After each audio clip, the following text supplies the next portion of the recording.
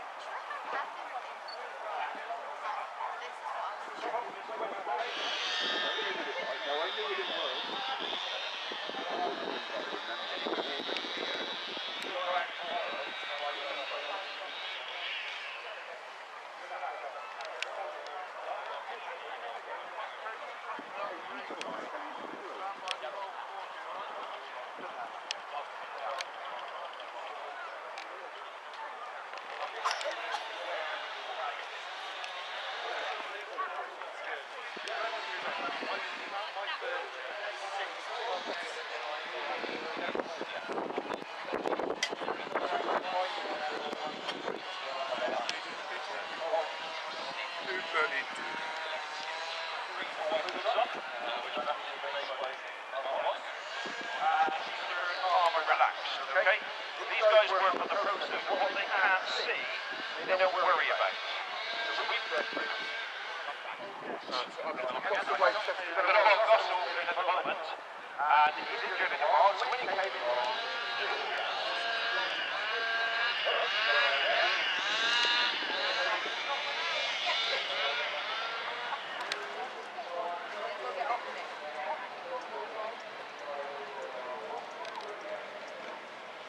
how long did you go to the attendant? Not long ago. How long now?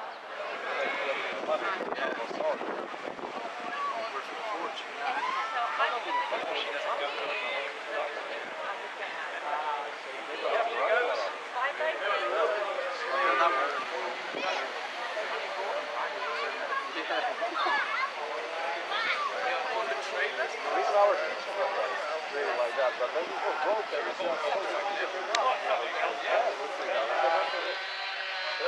very heavy windows when they fly, so none of them are ever going to wake up and go, every one waste of energy, because none of them ever know when the next wheel's coming. So everything is about conserving that energy, packing together, putting it on the ground, and walking the room.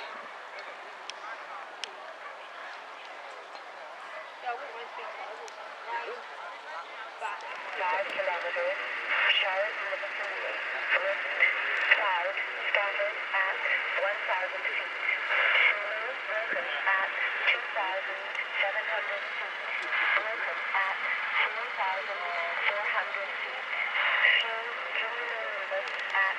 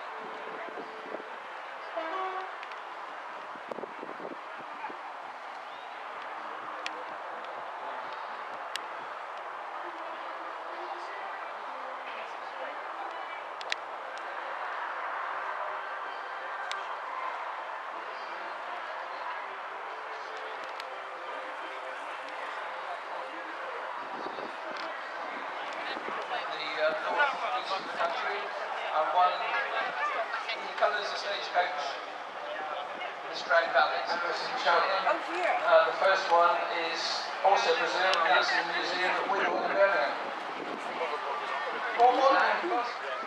And it's now painted up in the colours of what would be Strand Valleys. This one here now is very, very dear to my heart, 2062, Bristol.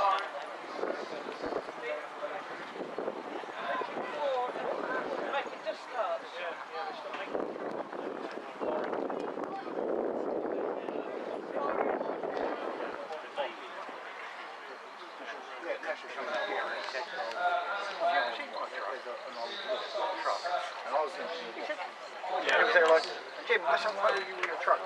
No. He said, you brought it up here, I'll take a photo.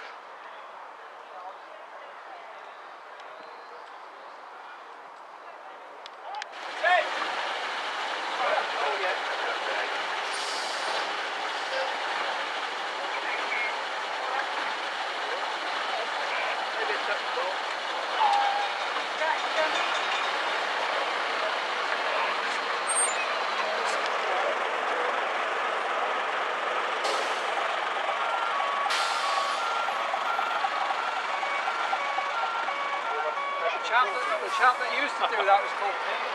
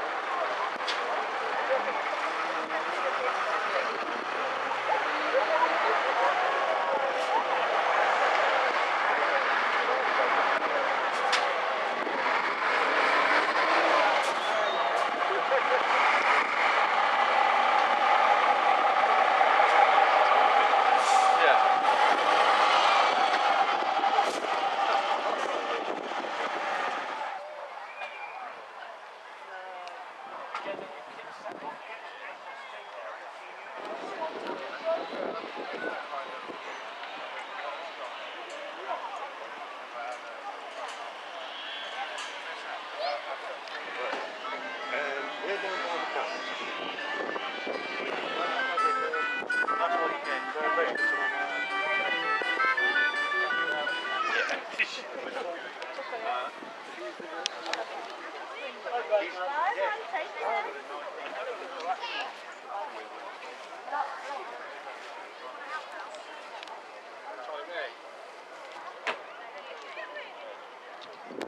it's like a archer.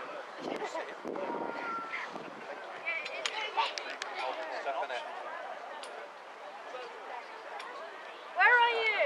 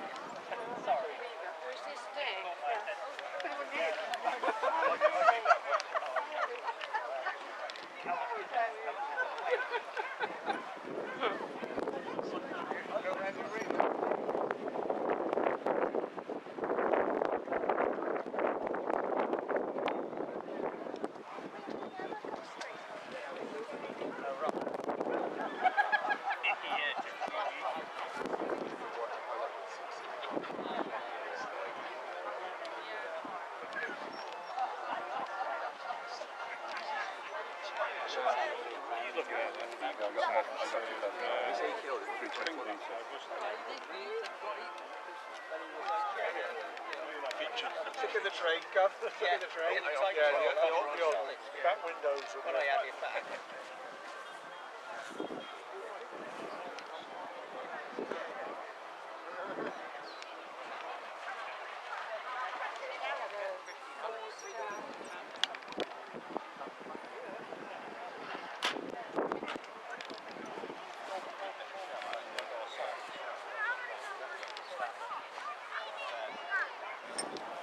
So should be changing the discs and pads on this at some point to put some vent cladding there as well. More and more you want it working.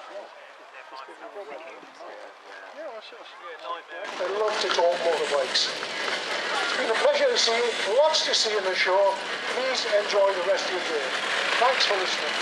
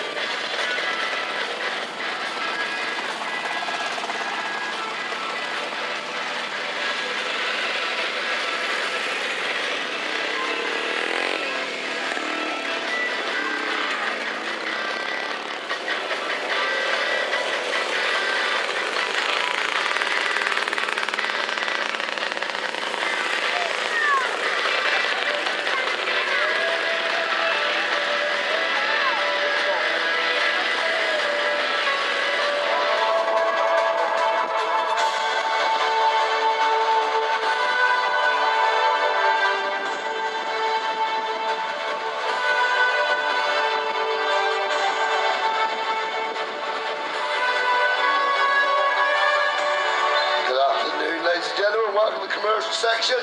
A little bit more overcast here today, but we're starting off with the Land Rovers.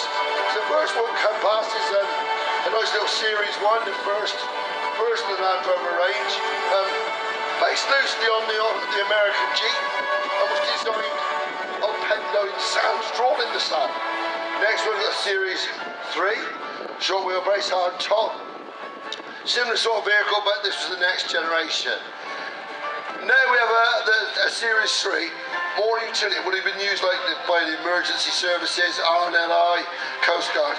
Got the big V8 3.5 litre Rover engine in it. Power to weight ratio is fantastic, but the handling won't quite set. Next one that looks also, yeah, looks ex-military, looking at the markings on it. Again, a Series 3, long wheelbase, canvas top, followed by another Series 3 hard top. All with, if you look at the towards you here, you've got a small hole in the back round circle. This was running a PTO, so many of you could run machinery on the back. Now you think of it as a Defender. One of the Land Rover's longest long wheelbase. The Defender was a real great favourite by a lot of those who used them. That one, bench seating in the back. Another Series 3, short wheelbase, hard top. Notice it's got like a separate roof on the top. This was to keep the heat directly off the top of the Land Rover. Very much used in Australia and other hot countries, so it was more like a heat shield. Another Series 3 in the centre, and they were used for ploughing as well. Nice TD5. So this is coming towards the last of the range. I just lower it and use it and underrate it. This one's got a 180 engine in it, followed by the bigger DAF behind it. This one's now, we're getting up to 18 tonne. She's picking up a 10-tonne skip and a gross weight of roughly 18 tonne. As again, as I said, these are in and out of tips and quarries, pits, and it's hard to believe that they work in the waste business. Hyver lift gear on the back, yeah, it's come a long way. Now we've got a Thames, Fords and Thames from Melvin Vickers, the builder down there. Lovely little drop-sided body with a petrol engine, absolutely wonderful little truck.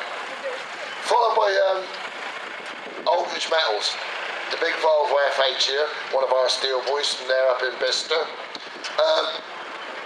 Big FH, Euro 6, you can see on the back, it's going down to the next generation of the Aldridges, and there's little Johnny who's only, what, 3 or 4 months old, and it's already in the recovery business. If you look on the back, it's truck there they've had built, it's remote controlled, and you can quite happily sit in there.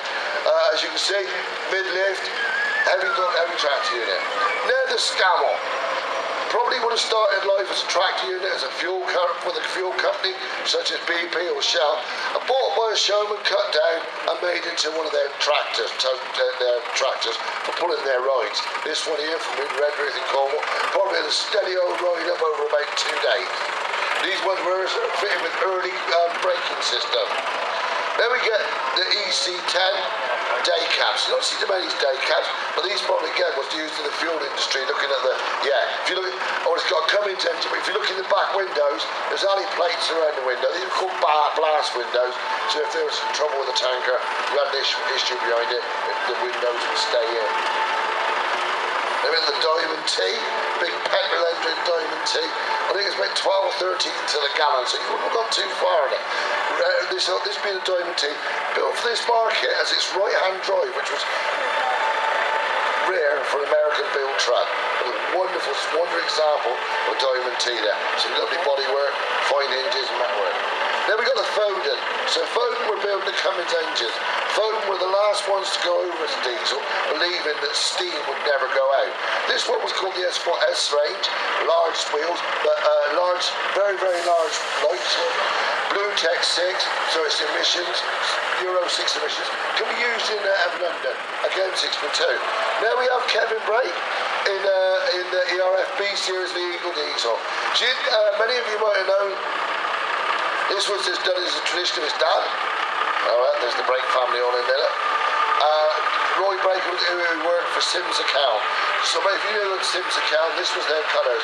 Unfortunately, Roy Brake was killed in an accident driving the lorry, so this is dedicated to his by his son. Now we have the Hayes tippers from up there in Carton, Oxfordshire. This is, oh no, it's the wife driving Jono's truck. Oh yeah, so Jono's in the passenger seat there. He may have had a couple too many last night.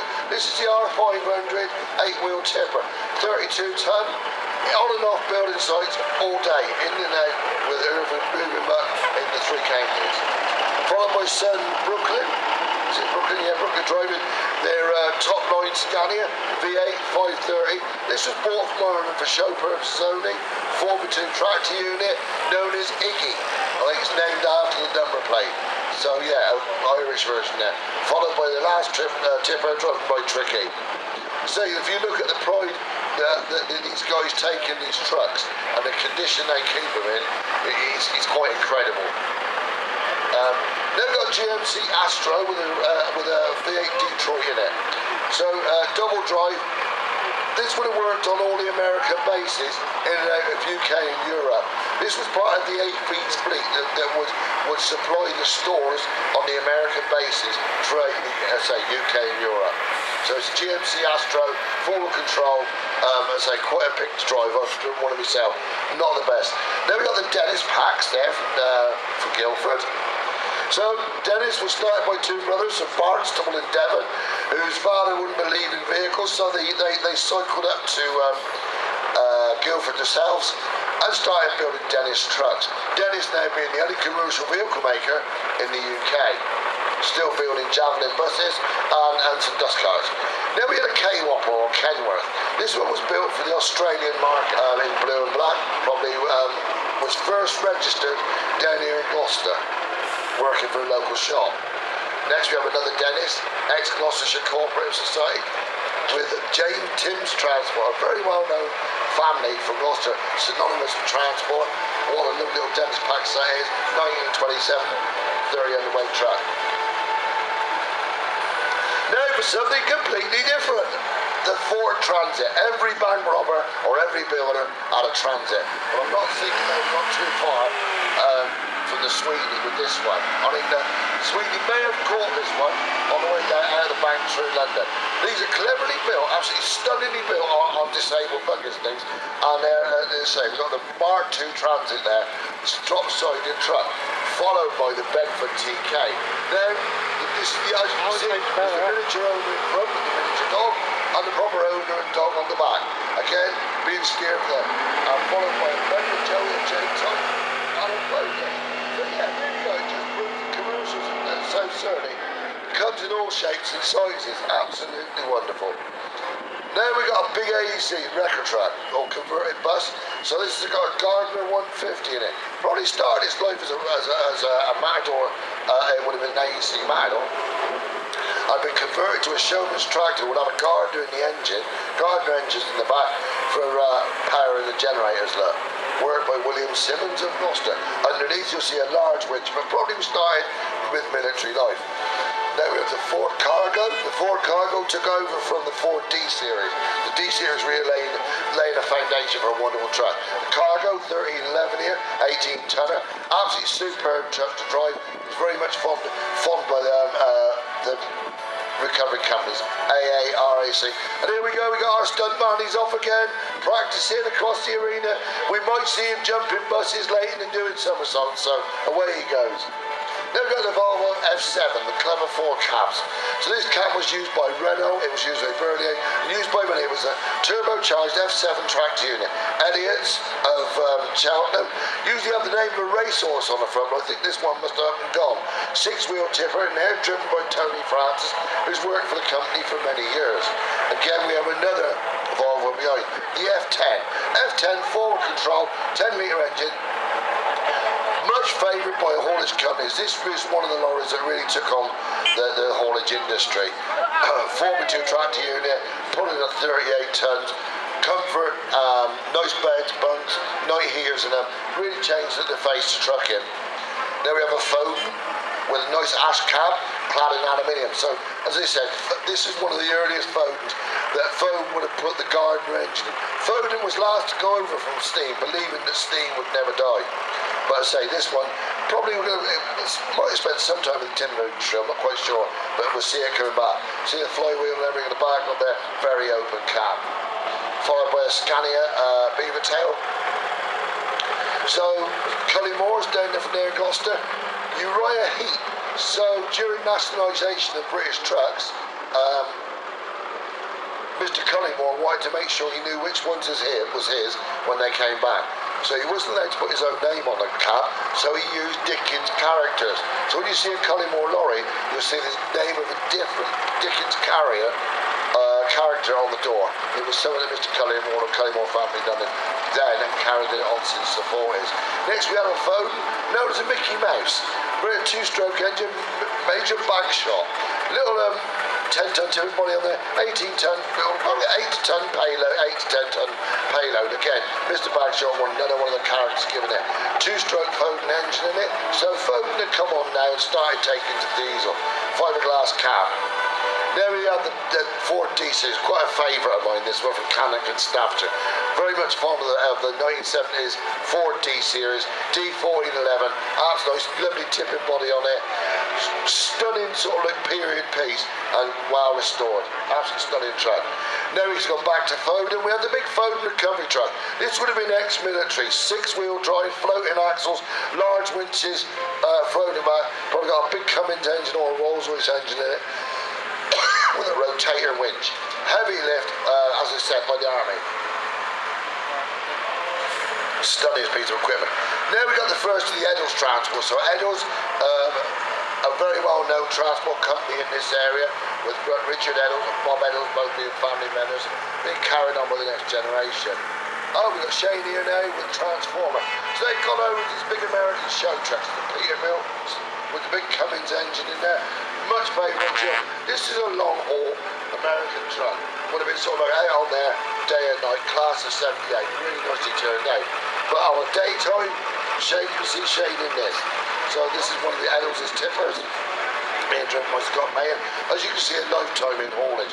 And the Eddles family really have spent a lifetime in haulage, working on the motorways with dump trucks, to tippers, to coal, worked in many parts of the business as brothers and as a family. So yeah, great tradition to see him. It's good to see him still here. Mr. Phipps here with the Globetrotter. Now we see the early F10 go around in the blue one. This is the Globetrotter cab, so the roller drivers and companies would have sort of worked up this for Europe. 4x2 tractor unit, double bunk, nice high cab, and stand up in it. So cabs now, we've started to know that. The Brits really didn't understand what Volvo and Scania were doing, so they kept turning out fleet trucks. Here we have a nice 4410 with a Cummins engine, 4x2 with a lift rear axle. So now his axle's up, saving brakes, saving tyres, and it also gives him good traction in wet weather. The axle will come down and spread the weight of the load across more axles, making it more road friendly. Now we have a big Foden winch tractor, timber tractor, 6-wheel drive. Probably started his life in the military again, and has probably had to get converted over to a Cummins or a Volvo Gardner engine. But absolutely wonderful cylinder, big winch, large anchor at the back, which they would then drop in the ground to pull him a winch. Now we have the FH12 version 3. The Cummins version 1, 2, 3, and we're now FH4s. So this was the FH12, big 12-litre engine, owned by Zoe Strachan and Show. And there's also another friend of ours, we're all part of the Steel Boys Truck Group. And we lost a friend of ours many years ago, Trev. Trev was a real good character, and as you can see on the back as a memorial to Trev, Zoe's had his name put on it. Absolutely stunning sort of truck. FH12, Globetrotter, always smiling. That was Trevor. So yeah, and also, yeah. Next we have FH16, same cab, but this one is an earlier version. This is the version 1 with a big 16-litre engine in. Ralph Davison down there in Cheltenham, known for European and further transport. This one has worked trucking down to Russia, Siberia, Chinese border, driven there by Ryan Senior, another of our Steel Boys, and a real an aficionado of the Ralph Davis company. That lorry is absolutely stunning for the amount of miles it's done. Left-hand drive because Ralph's lorry spent most of their time in Europe. Now we have the S16 again, same engine, but this is the forward range. So it's a low cab. It's very rare to see the F16 in a low cab version. This one down from Caerphilly in Wales, Big 16-litre engine again, lift axle, saving the roads and whatever, lifting up on air. We have a B series here now. So this was the ERF with their own big cab, trying to take on the Europeans with their own built cabs. And then we had another Folk. This was the last throw of the dice for Folk. Folk was now using a Packard cab that they sort of like borrowed from DAF or shared with DAF. After this Folk, then sort of this was the last throw of the dice for this great British company, and it became part of the Packard group in Holland, who then sold out. Thank you very much, sir. There we have an FWD Suco. So this is from Canada. Absolutely wonderful truck.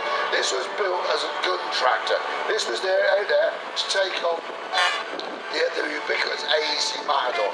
4-wheel drive, wonderful steering, quite nippy for its size, speed 20 mile an hour. So yeah, I mean it's nippy for what it is. Like. This would have been converted into a timber tractor and engine change. Mr. Copeland and Daniel. There we have some heavy haulage cane. Now, but I think this is like Dave Saunders from David Channel. Stunningly turned out. Heavy haulage and load, with a lot of plant and equipment throughout the UK and Europe. As I said, STGO category 2. So he's at middleweights of heavyweight haulage. A lot of work and absolutely turned out fantastic. Nice to see it, Dave. Thank you. Big V8 engine again, mid lift. Euro 6 engine. So these are really low emission wagons. I take it this one here with the prick curtains definitely has had the ladies' touch. So yeah, little ones in the cab, well proud of mum and dad's wagons. So nice to see it. Musto's haulage from North Leach. Good old North Leach name, given by Colin Musto there. Another 8-wheeler. Colin serving at the stone industry and aggregates down here in the North Leach area. Nicely turned out sleeper cab, which is quite rare for a DAF 8-wheel tipper. Again, as you can see, that's a working truck. She'll be back out on the roads and quarries tomorrow. Mr. Stevens here with his little Leyland, absolutely beaver. Ladies versatile Arctics, little lightweight trailers on there. Can you imagine spending a whole week away with that? But in its day, it would have been a wonderful, superb pier trailer, very, very hard to come by, and a wonderful example is little sack truck and tarpaulins on there. Mr. Charles Russell, as you can see, Mr. Charles Russell coming out with his 140 Scania. Charles is an absolute out-and-out Scania man, although he has got a couple of Volvos. And you'll see Charles Russell International Transport. This is, you know, it's all Charles Russell International Transport. You'll see his left-hand drives. Charles Russell Transport is right-hand drives. This one, a superb example. I've been fortunate that I've actually been down to Charles, wonderful yard and museum. Another big Peterbilt. Driven by the governor. So this is the governor. This is Mr. Eddles himself, Richard. So yeah, as I said, Richard has started out in the industry way back at 13 years old, 12, 13 years old, driving his brother Bob's lorries in London, was part of the Didcot power station, and kept the name going. As a touch of class, Richard enjoys his days out there in his Peterbilt. The Freightliner. So I love this, is a favourite of mine. It's very understated. It's just as it is. This is how it would have come, right, Jonathan? This is how it would have come out of the factory. A big Cummins engine. Some driver would have gone on there. Very different to the UK lorries because they had no length floors. So they could put the bonnet out the floor, flat floor to live in. Reliant hand. So again, left-hand drive. But see, many of these are silencers during the day. They were built on by the Reliant company. This one being a left-hand drive. Favoured by town councils and that for a bit of lawn mowing and sort of bit of work around there. Morris Minor 1000 pickup. Loads of hundreds of thousands built, but not many have survived. And I love this one, not overstated, absolutely, it's working close. Little thin wheels, great in the snow, with a wonderful little pickup truck. In collar frame, again, Sector Category 2, heavy haulage tractor, no addition dubs. F12, 12-litre engine. I think he's single drive, single drive. Again, the F10 model control. So there we got the EC40, 14 from Ellis's, the Olympic. This was from Dynamite Ellis's. Dana and Cambridge got EC40 Olympic. Big high cap, the top bunkies up there is a long way up. But this was sort of the ERA coming in before they were taking over manned trucks. They were sort of like the last sort of those stuff. This the one behind is a rest cab. Again EC14, same cab, but lots sort of bases, but a lot lower cab. This one you just rested in. The other one would have been a double A. AWD. So Bedford got busted Luton by now, but they were building the TL cab. So a conglomerate got together to form all-wheel drive AWD to try and save the Bedford as a truck. But eventually they went, and it was the end of the Bedford trucks in Luton. Here we are, the TK. See how the front dives down. This one's known as a whisker cap. So you do a Bedford TK. The Bane of the Corona man, your Pot man, your Coal man, all had the Bedford TK. The only thing that let it down was the cab didn't tilt, so they were awkward to work on. Bedford J-type. Many of these were little pepper engines in them. That one had like a little 30 weight body on it.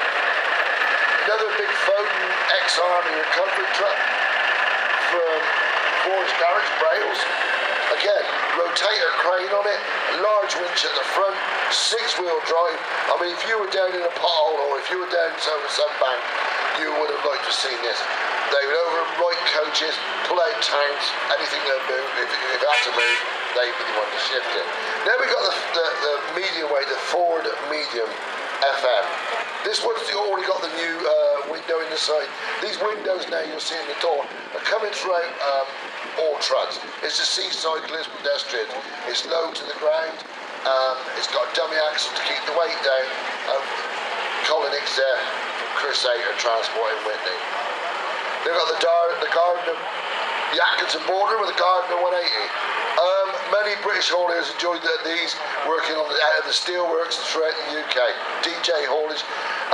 Ash frame cab, clad in aluminium, Gardner engine, Sunmag Cummins, awkward to get out of.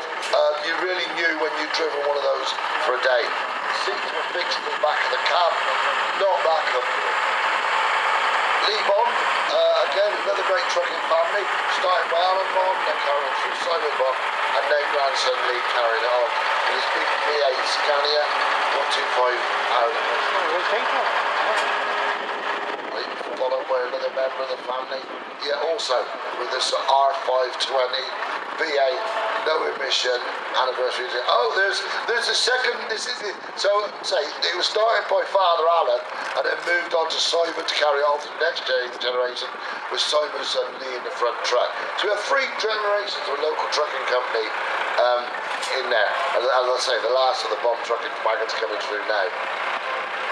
SJ Davis down there in Gloucester, again with a Foden 4380 with a Cummins engine, low cab but sleeper, but they would have had a large engine in there, so there wasn't a great deal of room in the cab, but as you say, it was comfortable enough for a few nights away. That one there, 4x2, aluminium tank, keep the weight down, absolutely stunning truck. The ERFB series Rolls Royce Eagle Diesel, probably a 265 and now it could be a 290, Thornhill Transport. So this cab was fiberglass cab on a metal frame. The actual plastic of that, or say the plastic of it, was first made by Michaelex, or designed by Michaelex in Cirencester. That one, definitely an Eagle Diesel, twin air tanks on the top, 4x2. And then we got the Ford Sierras, you would see it, the P100 pickup. They'd only made the Cortina one, you could say, a P100 again, but not many of these survived, as I think they were bought with an element of rust in them. So it's great to see that one here as it came. I think the rust was added at final stages. So we've got another B series here, day cab, but this one's got the Gardner 180 in it, where the other ones have the Rolls Royce. Same cab, same setup, 4x2, another place say, MSL Willis Contractors in Cambridge Cross. There we have one of the, we have Hyundai Pony from South Korea. Yeah, great little pickups, the Pony. Got 1460 engine. Oh, he's giving me away there, look. Very red C1, nice to see one again, in its show condition. So yeah, it's a survivor, and that's what we want to see. I see he's got a rock box in the back window. Terry Barrier, so here's some of Terry's Volvo FH4s, version 4s. So Terry has been one of the sponsors here today, as you can see his poster. Again, started by Terry Barry, mainly on now bulk haulage of sand and gravels. Here's my old mate Richard, sort of went to school with him, so I know he's getting on for his age now. Wife showered up in there, she's probably had to be cleaning. So yeah, again, if you look at some of these trucks, they got a smaller middle wheel. This is to save weight. It comes down when loaded and back up, but a great weight saver. We've got the big Renault trucks T520 there, again, the Terry Barry fleet. Nice to see this fleet turned out, nice to see a local company still going. You know, the haulage industry at the moment is a very difficult market. So for these guys to be surviving today, they're doing well. It's not an easy job. So yeah, the last of the FH4s coming through. Lisa Marie, so I take it someone must have been an Alphys fan. Hey man. Yeah, say the last of the ones. Nice to see a bit of change in colour. I don't know if it denotes anything or just completely, it's just as they come. Swindon trailers with a little DAF CF 85 there, 380 engine in it. Great little workhorse, much favoured by a lot of the supermarkets in their day. Tesco's and that were big users of DAF 85. Another FH12 version 1, so I've just bought one of these myself. So yeah, great, again another working truck, globe car cab, so nice night, double boat. Optimus Prime, the Kenworth, owned by Jonathan Laisbury there, driven by John, another good friend of his. I was fortunate to drive this recently in the carnival. Oh yep, it's old Jim Elliott driving it. It's a wonder you can see over the window. He must be sat on a cushion. So yeah, what a great interstate truck. So this was like the Aerodyne version. So now you can imagine doing right the way across the States, Texas, and all across America in this wonderful big T800 Kenworth. Now we got the Wall of Death, the Atkinson Venturer 240, 8-cylinder engine. This is probably the most famous Atkinson in the country. It worked with the Wall of Death, known as the M25 Flyer. But that's always over here. Mrs. Kent in there as well. Yeah, we got them all in there. Another FH12. This is one I found recently and bought and sold. So yeah, I know this truck quite well. FH12, version 12. There's they are. Numbers. Let me see which truck. So hang on, this is all getting very confusing on who's driving whose truck. So there we got another FH12. This is now see, Adam should be driving the truck in front. This one was known as Jamaican Queen. She was bought by the County Tractor Company and moved county tractors around the country. So yes, had quite a point. The next lorry, that's driven, see, they're not up in the right wagon. So we've got Mr. Kent driving Elvis's lorry, Michael Bollard's. Again, nice bit of history with this truck. So this is left-hand drive. This was part of the Ferrari racing team. So it supported the Ferrari team wherever they raced throughout Europe. When not moving to Ferraris, the stickers changed and it would be out there with the Ducati motorbike racing team. Mike kept this as a survivor for the company. Then we have an ERF Olympic from North Surrey, not driving there. Again, another ERF aficionado, Olympic, lift centre axle. Now we have the show track, Scammell, Jennings and Advisors. Absolutely famous show family with a big electrical generator on there. So you see this, we've had a Gardner engine converted in there. Now what they would do, they would lift up the back wheels off the floor, but the gear, the prop shaft then would drive the dynamo on the back for lighting up the rides. Next we have the Sen Atkinson Strato 320 with a big Cummins engine in it. Browns of Wem, our mate Addy in there. This one was driven by Addy's dad, so it's like, yeah, Browns of Wem were big shed builders. And this one's got the Strato cab on it. So right now they were using the same cab as the Pegaso Troller from Italy, with Sen Atkinson making this the last lorries. Again, another big Peterbilt. This one owned by the Freshwater family, or Mick Skips, from up there in Whitney. So Mick has a very large collection of vehicles, and this is like the latest one, as the boys wanted to go down the American one. This is, as you say, the Baby Fresh Express, the big Peterbilt, again with a Cummins engine. Wonderful big Plains drifter. Now we have Mick Skips coming round, driven by Dad. A lot of people think that this truck looks wrong, it's not. If you look in the window, this was a truck for its period. It was one of the first Bedfords that would have carried this type of skip body. So it was made for today, and I know that the company was started by James's father Mick, and so this is a tribute to James's father Mick with his wonderful skip company. If you look at everything in the back, everything that Mick does is spot on. So that's all period pieces in the skip. Absolutely fantastically turned out. Now we've got another one of the fresh collection. We've got the 1834 42 V8 MER. Absolutely. This one's shown in the colours, like a demonstrator colours now. Nicely turned out. Very rare to see these Mercedes now, as most of them were exported. It's driven by India. They're absolutely wonderful lorry. Again, another one that looks like Nuki in the back one. And this one, same Mercedes cab, bigger engine, 380 engine, lift axle, so now we're coming out there, it's a power liner. Again, with the electronic power shift gearbox. Nicely turned out, mate. Behind that, we have the Atkinson border, again with a Cummins engine in it. So Mr. DJ Coxhill, David. Again, as I said, aluminium. So these were hand-built cabs. Didn't really worry too much about the driver. Night of the road. So you see they all have different nights on the front. This one known as Everclear, Cummins engine, workhorse, absolute workhorse. Very much this one's from Radnishire. They're very much favoured by Welsh hauliers, dealerships. Now we have another Mr. Weaver there for Stapleton in Herefordshire, again with a Volvo F10. So if you look at these trucks, they're not that far apart in age. And I know if I was spending a week in one, it would definitely be the Volvo. Comfort, the Swedes would build these nice comfortable lorries with heaters in it. That big 10 litre intercooler engine, 4x2, absolutely wonderful. Followed now by its later brother, the FH4, and they've just changed now to the FH4 Aero, which will be the latest version, and they're doing electric versions. But these FH4s, absolutely fantastic lorries, a lot of design effort went into them, narrow mirrors, again, on a Euro 6 engine, so probably throws out less fumes than most cars in and around the arena. If I was given a prize out today, this would be the winner. I know a lot of people would say it's a cement mixer, but if you go over and see how this lorry started, it's an absolute credit to the owners to pull this cement mixer back as they've done. It's a DT247 custom cab, absolutely wonderful. If you look at the condition of that going around there, not many people would take on a cement mixer, but I think that is an absolutely fantastic truck. 6-wheeler.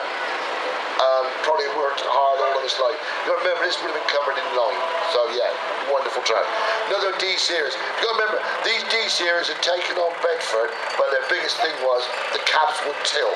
So obviously, then they were easy to repair. Yeah, another Ford D-Series.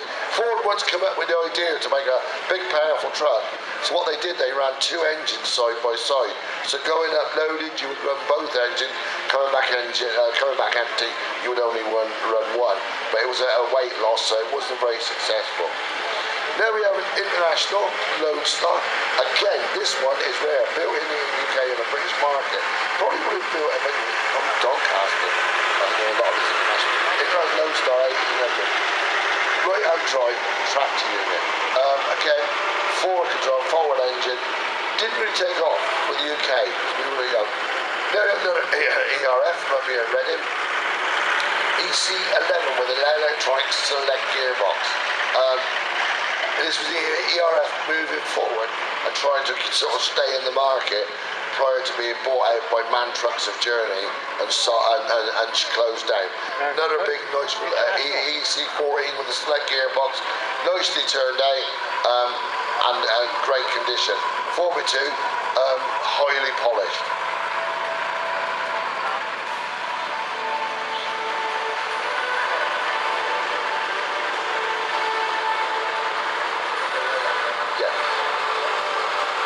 Some are just show trucks, but a lot of them are working yet.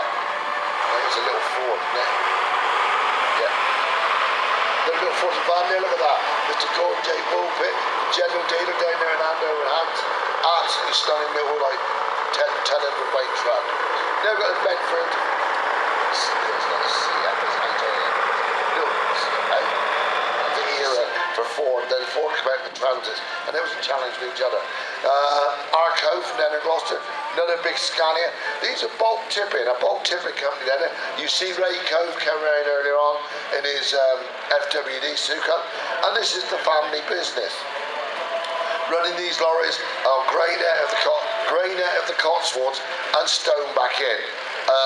Again, big V8 engines with all their tipping gear and everything on them, and running Volvos as well. So it's sort of nice to see a company running a mixture of trucks. And again, in high condition, it is hard to believe when you see that these lorries are covered dirt, probably doing up to 500 miles a day. Working trucks, they are working trucks, and many people forget this when they see them. Another boat. So this boat now using the Packard cab. So this is the sort of same cab and same setup as the DAF, but didn't stay very long. Packard soon sold Foden as it was coming up against other businesses that they actually owned. So yeah, 4x2, probably someone that probably shop owned more than likely. Someone like Argos. It's probably next to Argos track unit. MLC, driven by Papagonic there. MLC down there in Gloucester, moving milk, moving anything throughout the UK and Europe. So this could probably on its way somewhere around in Europe tomorrow morning. By tomorrow night it'll probably be in Belgium, France or Germany. So it's just showing you the type of work they're doing.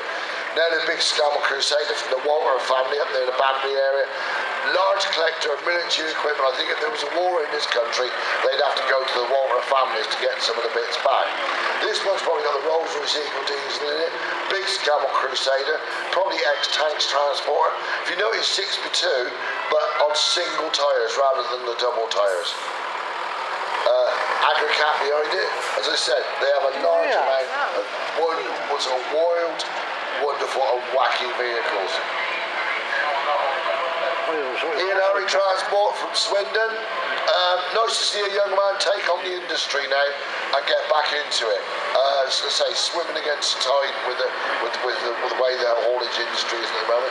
This is the Iveco. Iveco took on Ford, and then they lost the Ford name and took on Iveco. For a while, they weren't doing too well in the market, but they've come back with a big bang with this, the S-Way.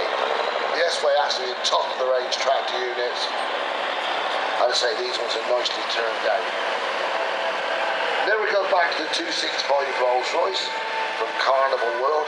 Fairgrounder, and up into the fairground, and for a second life. This one's had the box, Jenny box bottle back. I wouldn't want to carry this generator and everything in it, but I think this one's been converted to living quarters. Seen around many shows. Lovely example of a showman's truck. Again, we have another big Iveco S-Way of Harry and Sons haulage there. Say, trucking all over the UK. Nice to see someone having a go. And another one, the only one. And there's only a tractor unit. his last two DAFs. I know that Ian started out with DAFs, so I think this is why he sort of keeps these two for a bit of local work. Both on 460 engines with lift axles. Now we come down to the 8-wheeler. So this is the British market. Years ago, the 8-wheeler was the favoured British truck. Many of the loads, many of the haulage companies, wherever you see, it was to do with 8-wheelers. They just loved them. It was this one, nicely shaped, nice version, Guard Grey series with a 150 ERF, the Gardner 150 in it. Nicely rubbed and sheeted, good period piece.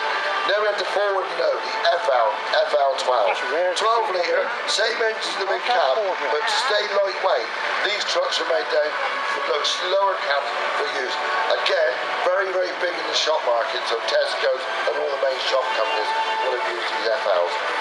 Again, ERF EC11 Select. I know that Cleveland's Mick Lindsay has quite a collection now of ERF trucks as well, being there for me too. So you've ordered your new car and this is how it comes. So I think you'd have to, it's quite a wide tight way, but this actually carries 11 cars. It's not hard, although it had Benson, it's not an Arctic. It's a wagon and drag roll. So you can get 3 cars on the front bit and the rest go on the trailer. It's quite a clever piece of kit and it's all very automated. Volvo's first roll of the dice, the Volvo came into this country roughly 55 years ago, and this was the first truck, the Volvo F86. Absolutely turned British trucking on its head. Now this one, restored by Dave Crane. So this one's on machinery moving. So it's an 8-wheeler, so he's got all his weight, his axle weights and that spread over 4 axles, but he's got a huge crane on there. So his power and his lift will be incredible. So for plant and machinery. The next one I've got, last one, it's an OK made in Muskogee, Oklahoma. Muskogee. Am I right with that? Muskogee, Oklahoma. It's an OK truck that was built and worked in the oil industry. Absolutely stunning truck. And it's the first time I think it's been here in South Surrey. But it's an absolutely beautiful thing. Petrol engine. It'll probably about 5 or 6 litre now in the Americans. But as I say, again, wonderful, wonderful truck. That's it. So ladies and gentlemen, thank you very much. And we hope we may see many of you in Fairford Steam Rally in 2 weeks' time. So please come along and support us, and I thank you for your time. Much appreciated.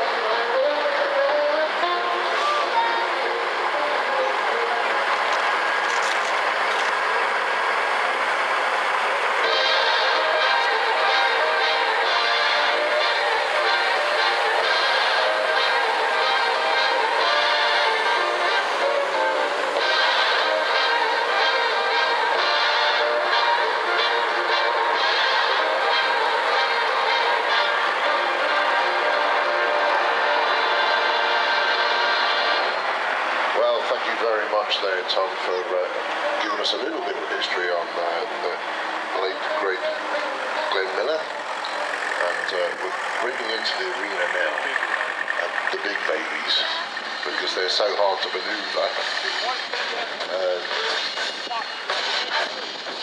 Can you imagine what this would have been like with a complete platoon or battalion, whatever it was, of these things going along the road when you're trying to sit there eat your breakfast? That must have been unbelievable, the amount of noise these things generated back in the time.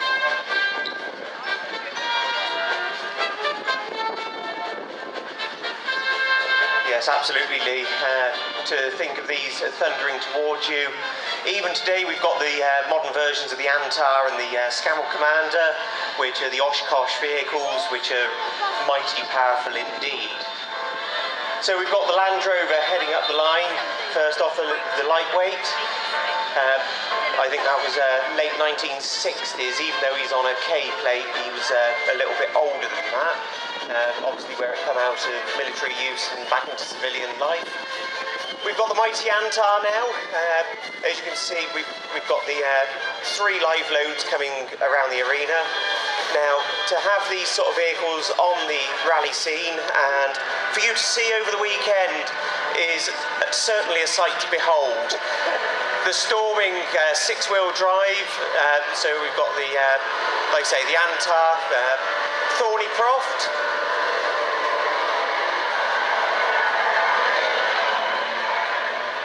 Powered by the Rolls-Royce engine.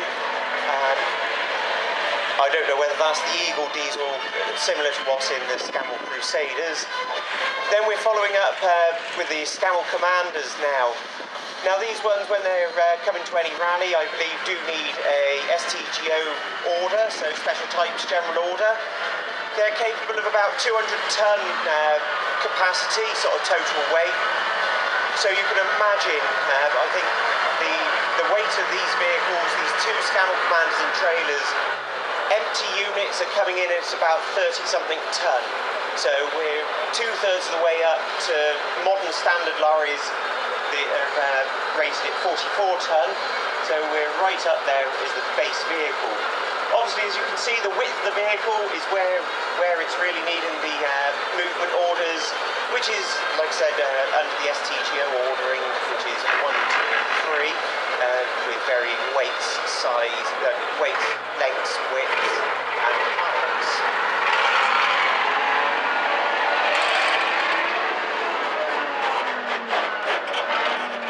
He'll find the gear in a minute. One of the things with driving the older trucks, they do come with what's called a crash gearbox, and you know, when they're on song and you've got a good driver, they're absolutely beautiful, purring along. The Scammell Commanders, on the other hand, they're fitted with automatic transmissions, which, considering the age of the vehicles, is quite something, because automatic transmissions of this sort of size didn't really take hold until the 1990s for commercial vehicles.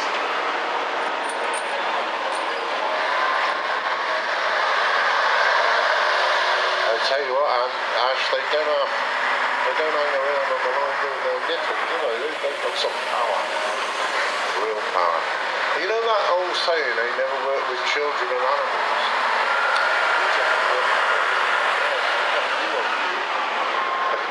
Just going to sneak something else in, and it's called best. Before the other selection of military vehicles come round the arena.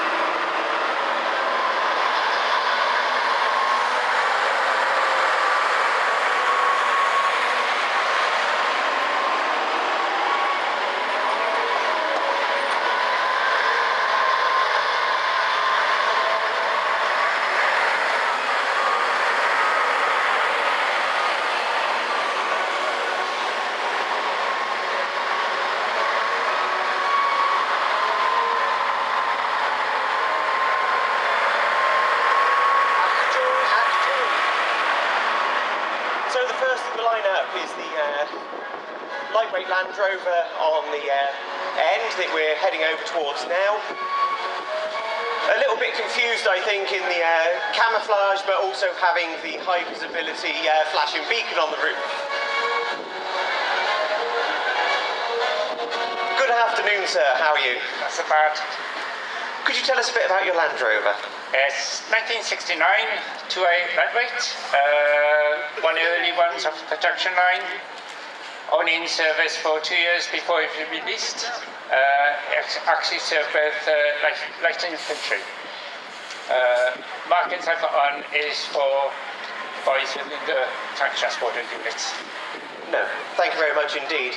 Just because it's a Land Rover lightweight, it doesn't mean that it's lightweight at all.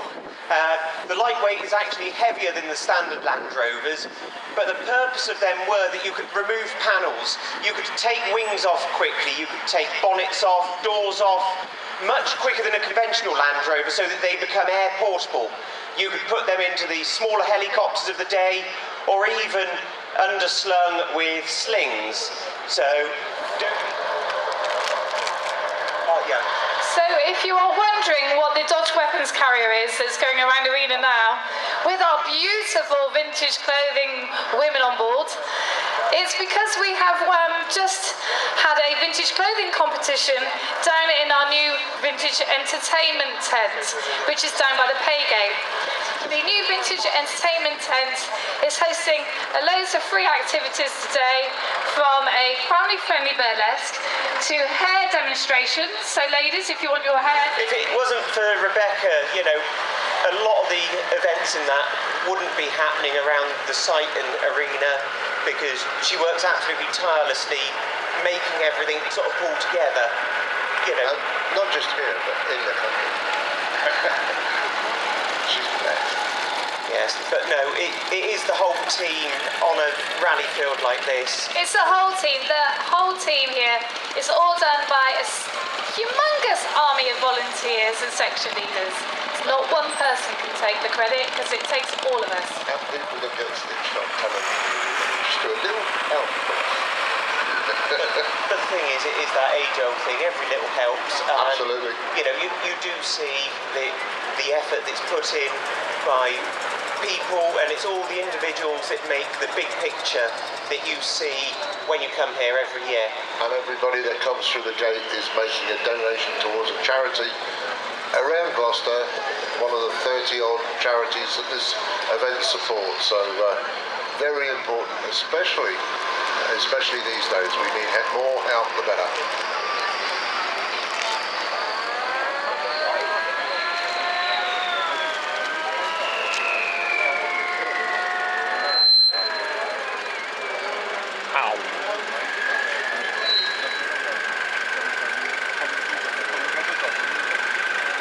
So yeah, we've got the rest of the military vehicles coming around the arena now. They're going to be parking up, but first off we will just have a chat with one of the people in the Scammell Commanders, if I don't get run over. So obviously we just handed back to Rebecca.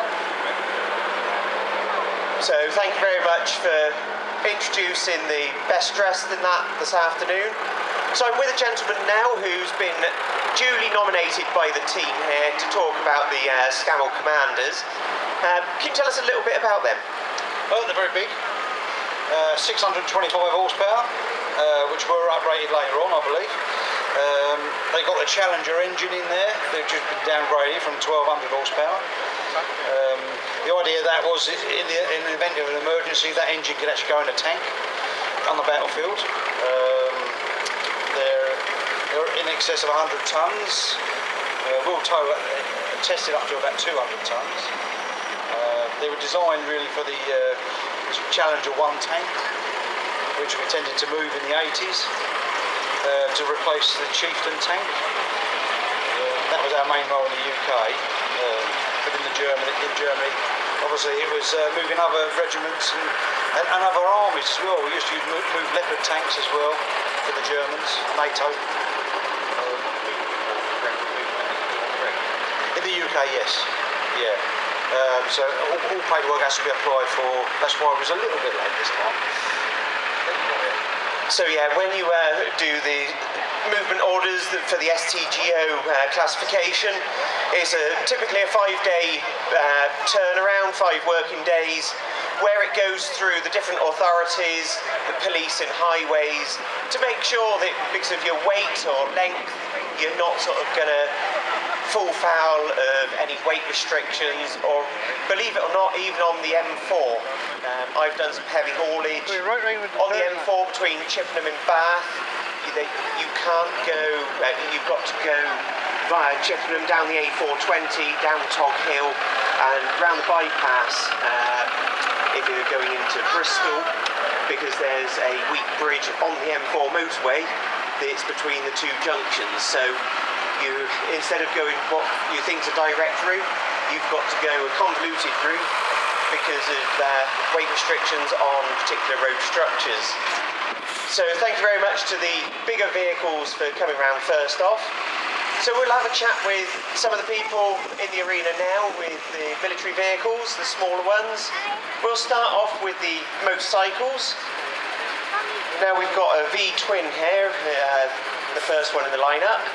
I don't know, yeah, this chap's nodding his own to say yes, it's mine. Can you tell us a bit about this one? Yeah, this is a 1944 Harley Davidson that's used by the Americans in the Second World War. It's quite a late bike, there's quite a lot of differences to the very early ones. I suppose the most obvious difference between the early and late is probably the windscreen. Americans didn't really use them much towards the end of the war because the Jeep took over the role that they largely did, so they were mainly given away to Lend-Lease, mainly to the Russians. But yeah, it proves that they've got a further use. One thing that if you go into the section and look at these motorcycles, the Harley Davidson I see has got the gear change on the side of the tank rather than on a pedal like you'd see on most traditional motorcycles. Is that something that Harley Davidson done in the era? Yeah, all Harleys were foot clutch in the era.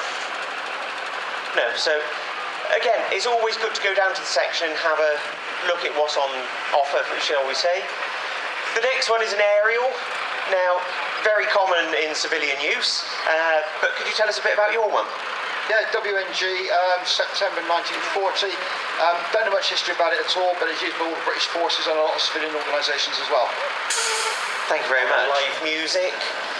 And there's a couple of lovely vehicles that are down there just outside the tent. So just because it's a military vehicle doesn't mean that it's going to be in the military section, so do have a wander around site. Oh, Lee. It's not Red Nose Day yet.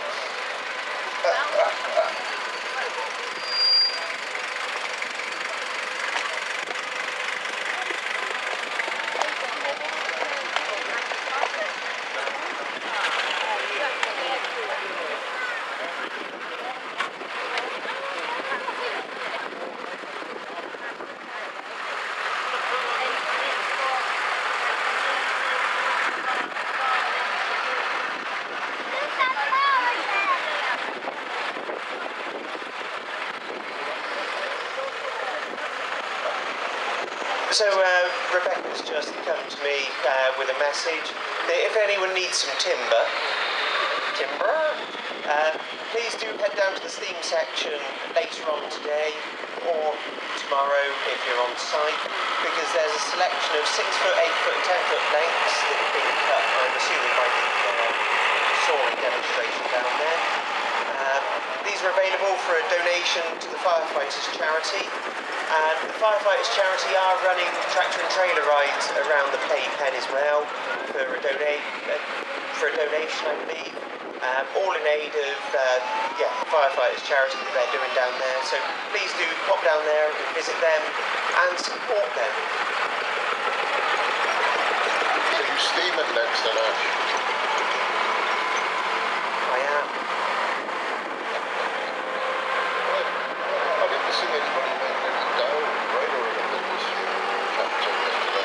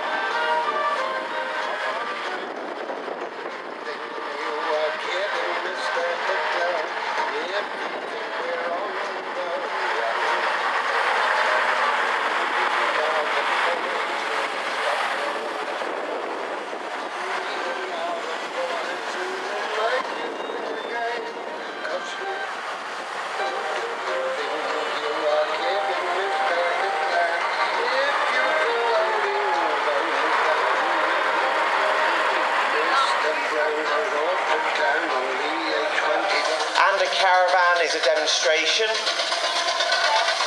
And look at this, we've got the heavy haulage department happening now.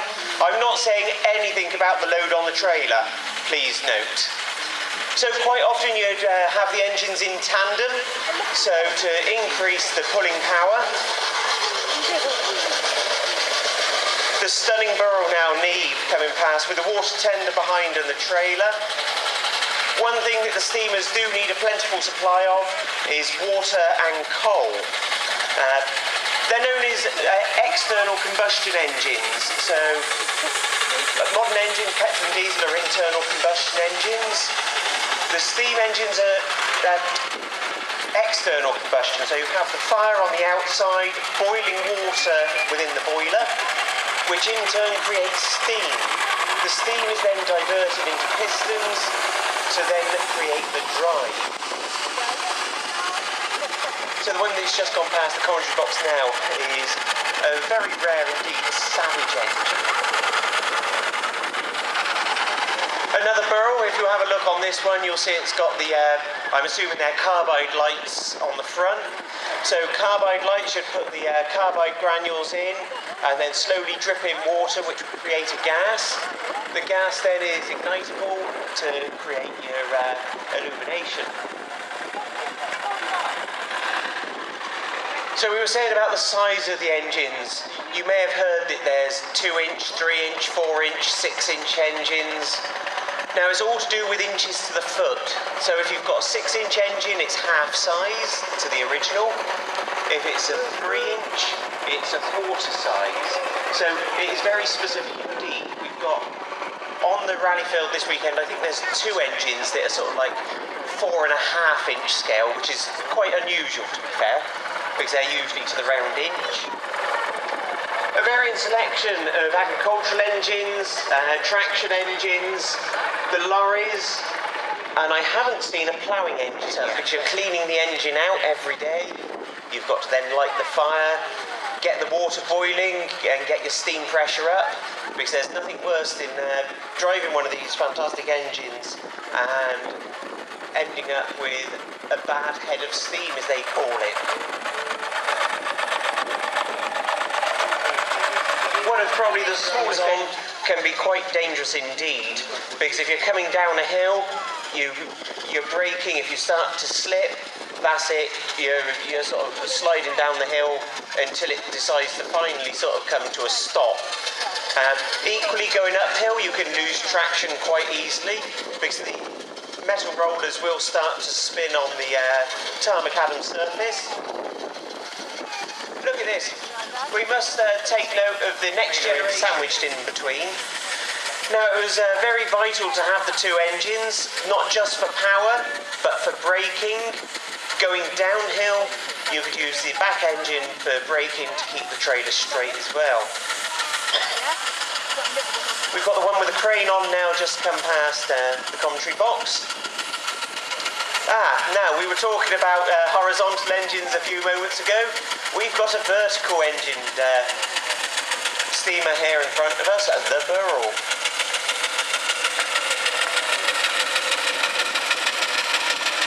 This is where I improved wrong and we end up with 2. Some people, or most people, smile when they're going around the arena, but there's the odd few that don't. I won't say what gesture he just made to me. I think it meant that he was bringing me 2 pints of beer in a minute, once he's finished in the arena.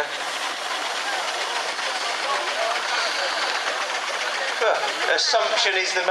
Anyway, following on from that one, we've got the engine with the nice little bogied trailer on, and then the water tender behind.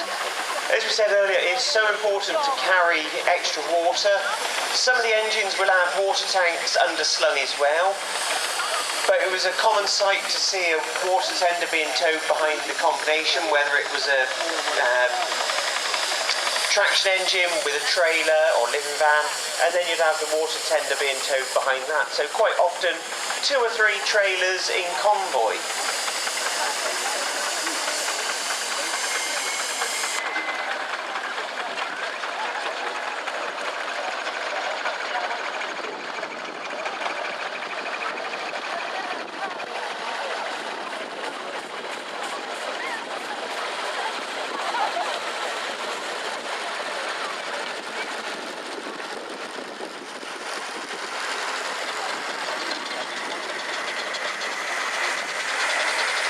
So where we've got the last few coming down past the commentary box now, we'll come to the far end of the lineup and we can start talking to some of the owners.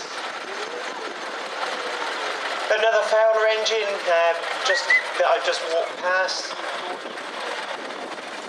And we've got the second, the Fowler engines in convoy here.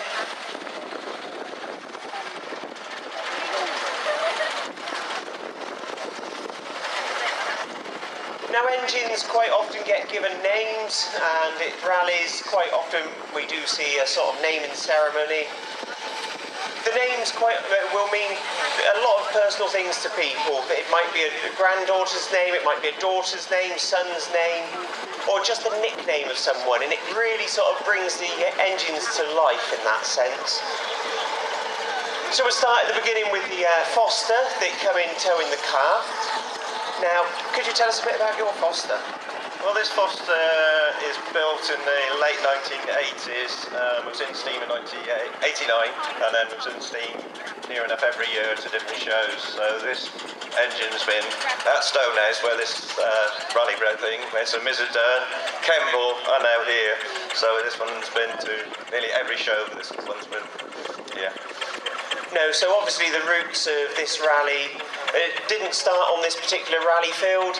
It enjoyed many happy years being kept locally, but moving sites for different reasons. So rallies do change slightly in their dynamics and where they are. I used to go to Nidley Rally, which was a particular location that I loved, and also Burford.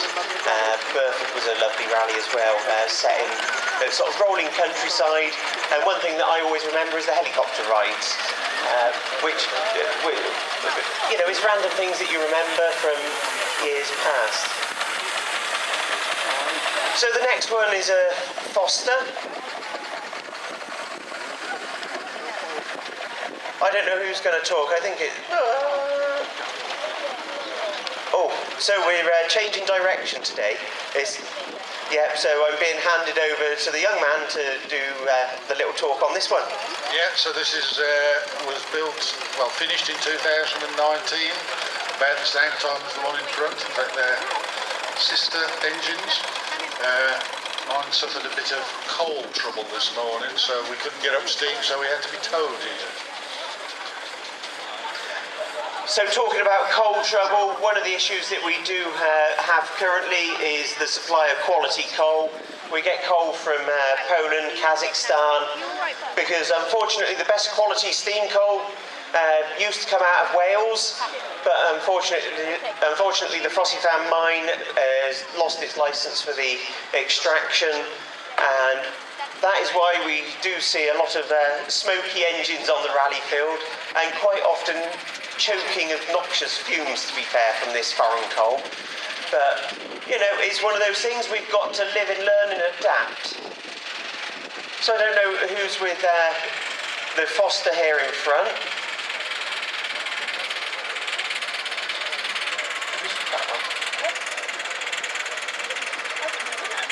Oh, it looks like... right, okay. So we've got, I've had a nomination here for the Foster in the front of the line. Yeah, could you tell us a bit about that one, please? Oh, our Foster is called Morticia. She's a 4-inch Foster, so 1/3 scale, built in 2017 by my husband Jeff, and we thoroughly enjoy rallying her. I've been rallying her for the last 7 years, and it's a very social sort of occasion, to be honest. Involves everybody, involves the whole family. Yeah, I've got to also ask, where did the name Morticia come from? Oh dear. I'm going to possibly begin to wish I never asked the question, but... It's got an easy answer. A friend of ours who runs the steam section at the Welland Rally, called Rob Rayner, his daughter is called Marisha. And when we wanted to build an engine, Jeff kept saying, let's build a Morticia engine, because he couldn't remember the name Marisha. And it started as a joke, and it stuck. No, and as I said earlier, the whole naming of engines is a little bit of a sort of dark art sometimes, and it can have different meanings to different people, and to have the meaning of an engine's name, it's one of those things, it just adds a little bit of provenance and history.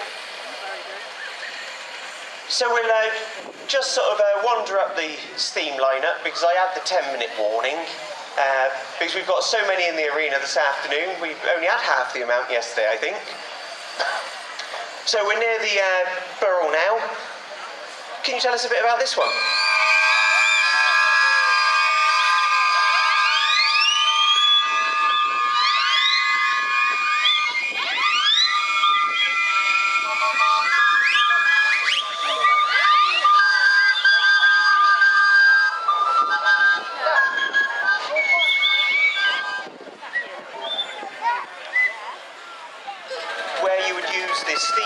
Through a cylinder and then be expelled.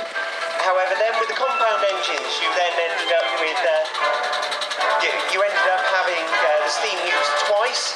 So instead of being exhausted to atmosphere, it would then go into a different size cylinder that would give you a double bang for your buck, so to speak, creating better fuel efficiency. The Savage Brothers scale one just coming past now and hooting his horn. The next generation of preservationists is absolutely crucial. So the younger generation are really encouraged to get engaged with steam preservation especially.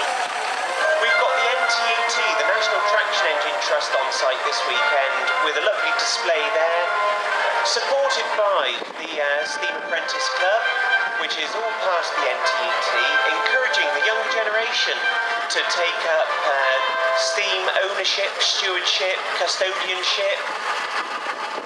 Don't think that you've got to own a steamer to belong to the Steam Apprentice Club, because what the NTET do along with the club, they will pair you up with someone in your local area, and they will teach you the ropes and how to look after a steam engine and keep them in fine fettle.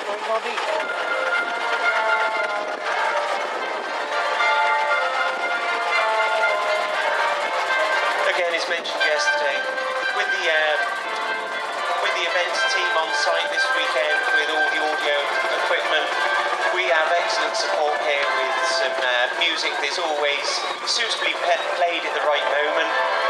It's like when the buses go round, that is certainly one to behold with the musical choice.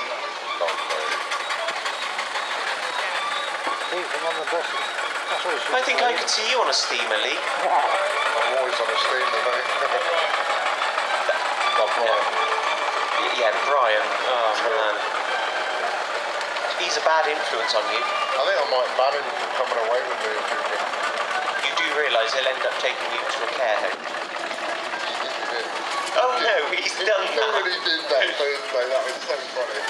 Fancy him messing around with my back now. Yeah. Delivering me to a care home instead of a premier inn. Well, what was the meal like? It was all mushed up. That was Brian again. Yeah, probably.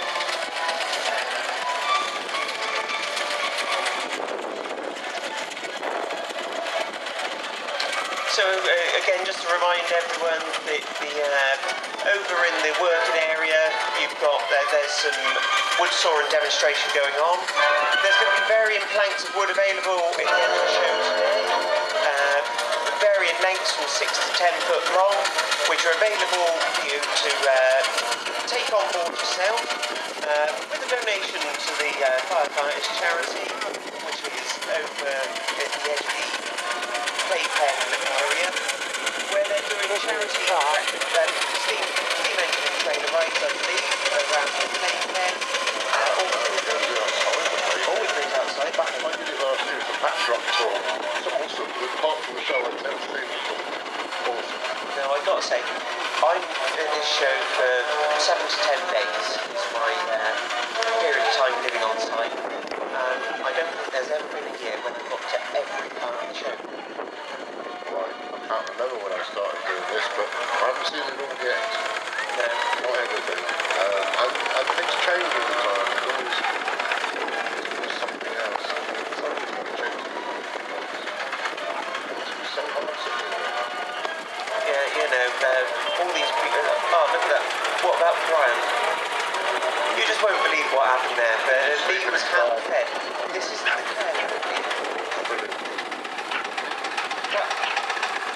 well, we do have certain needs, but no, this show ever evolves. Oh, the chips are good. Where'd you get those from?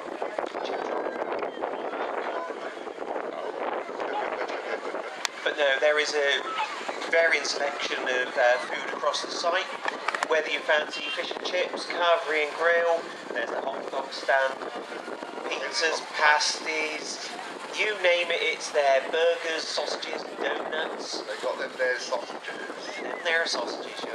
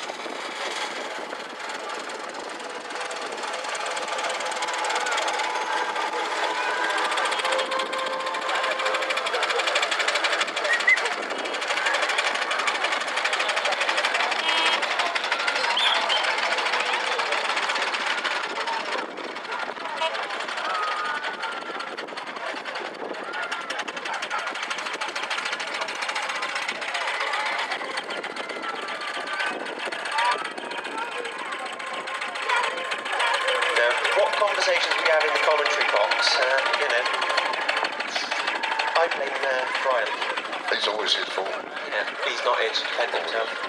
Ashley and I have been known to take turns each sleeping in the commentary box after Brian encouraged us one night. Yes, back at Headington in Stockley 2 years ago. 2 years ago was that? Oh, I don't know. Yeah, we've slept since We were then. broken. Yeah, it was Brian's fault.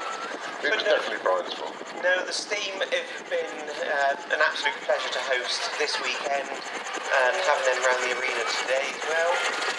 That's some enthusiasm, isn't it? Absolutely. I always say that the sights, sounds and smells of the Steam really make it rally. Absolutely. Because it just opens up the rally field and it sort of draws people. Well, I know it's a vintage and country extravaganza, but when people at home ask me what I'm doing, I tell them I'm going to the Steam Fair. Yeah, absolutely. It's just, it's an acceptable norm to call it a Steam Fair, but there is so much here, so much more. Have you been seeing the camels yet? There's camels over there. We should have talked about things like that. You see, this is how it happens. I know. It just digresses. Yes. Anyway, I've just... So, we did really... We just realised that... John stood behind me. Needs a little bit of TLC. So, Ashley's bringing it in his Volvo here. Very useful to have a wrecker on hand if anything nasty should happen. But the vehicle that he's towing is a Bristol RE. RE for rear engine, as you can probably see from the fact that there's flaps missing on the sides. You can see the engine. The bus following is actually from exactly the same batch. It was also delivered new to Colchester. There's Blue Bus Services. There's a company in the north of the country that ran buses after deregulation. If anybody's in the market for a single-decker bus that they would like to restore, the bus on the trailer here is actually for sale. Come to the bus section, we'll have a chat.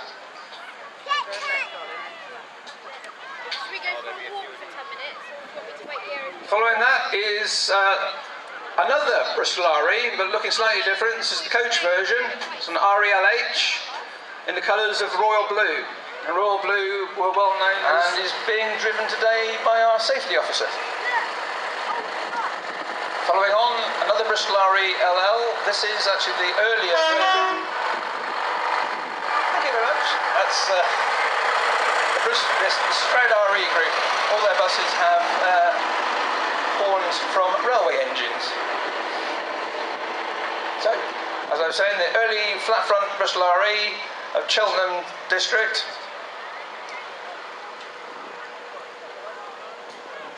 Dual door bus, and started off life with just a front door at the front, and was converted as a town bus,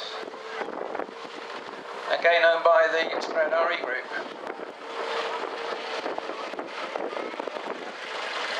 One extreme to the other is lovely little Austin coming through now. This one saw service down in Cornwall. Used to take school children from one very small Cornish village to another very small Cornish village.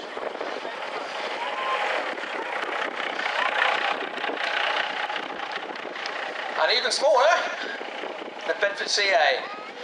And this one is provided to us courtesy of one of our sponsors, KB Coaches. It's one of their vehicles. This is the little utility brake, they used to call these, little 8-seaters I think they were, 8-seater, and they used to take skittle matches, small groups to the pub, that sort of thing.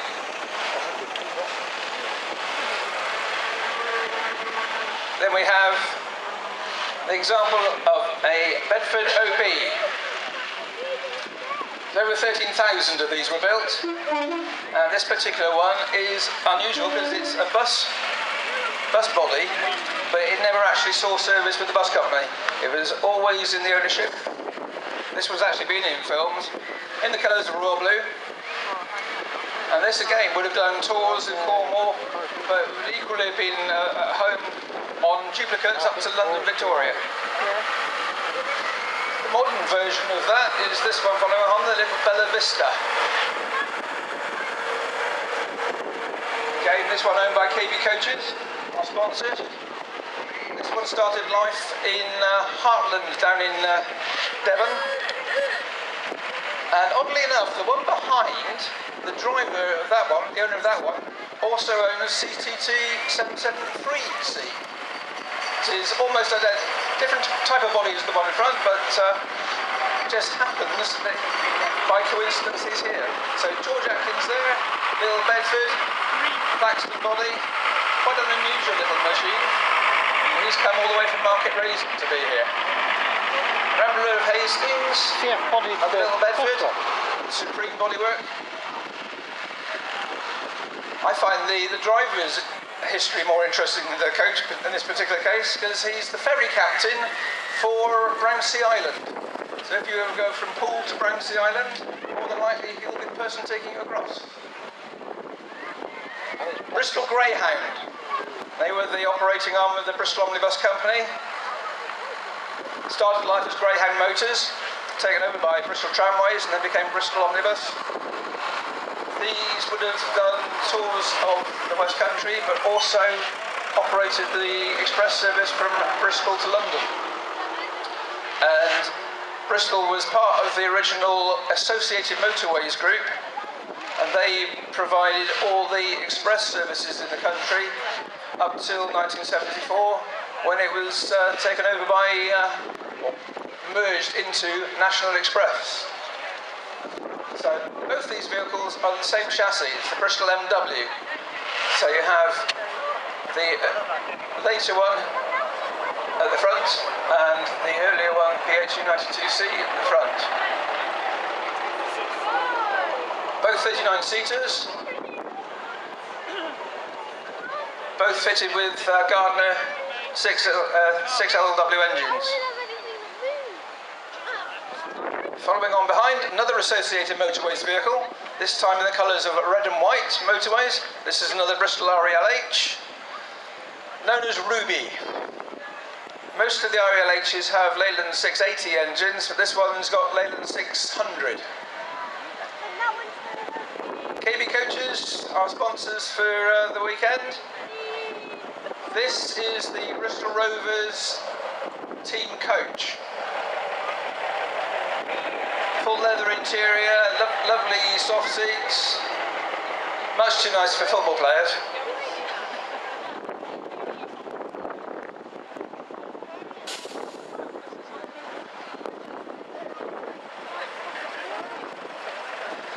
Leyland Olympian, following on. This has actually been operating our service to Cirencester for the last 2 days. So it's having a break today, so able to come round the ring. Started life in Hampshire with Hampshire Bus, taken over by Stagecoach. Worked all her life down in the south coast. Close your eyes, ladies and gentlemen, it's a naked bus.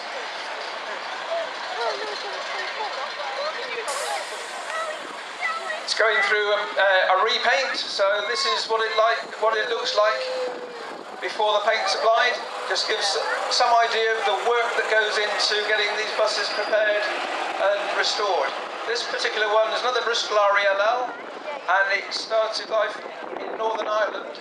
It's got a bodywork by Alexander, and spent life in Belfast. The one behind is slightly different. It's not as what it seems. It's actually started in Swindon with Thames down. It's an RESL, a short version of the RE, and it's in the colours of the Stroud Valleys. It's what would have been livery. Following on, 2 Leyland Olympians. One in front, again in livery, shouldn't be in, Stagecoach Stroud Valleys, but Stagecoach operated a lot of these. And then United from the north east of the country.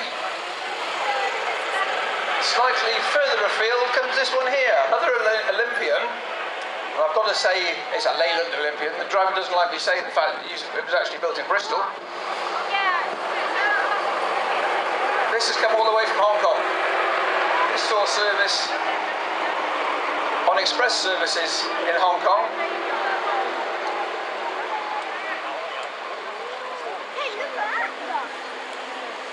Quite an amazing vehicle, the size of it, fully coach seated. And then we have the Bedford VAL, known as the Chinese 6, the twin steer. People might remember the Italian job. Same chassis, but different bodywork on this one. This is the Flaxton coach body. Local Gloucestershire registration there. Grindles of Cinderford, it's with them all its life. Ebley Coaches, one of our local coach companies. And we have the Eastbourne Corporation Leyland Titan.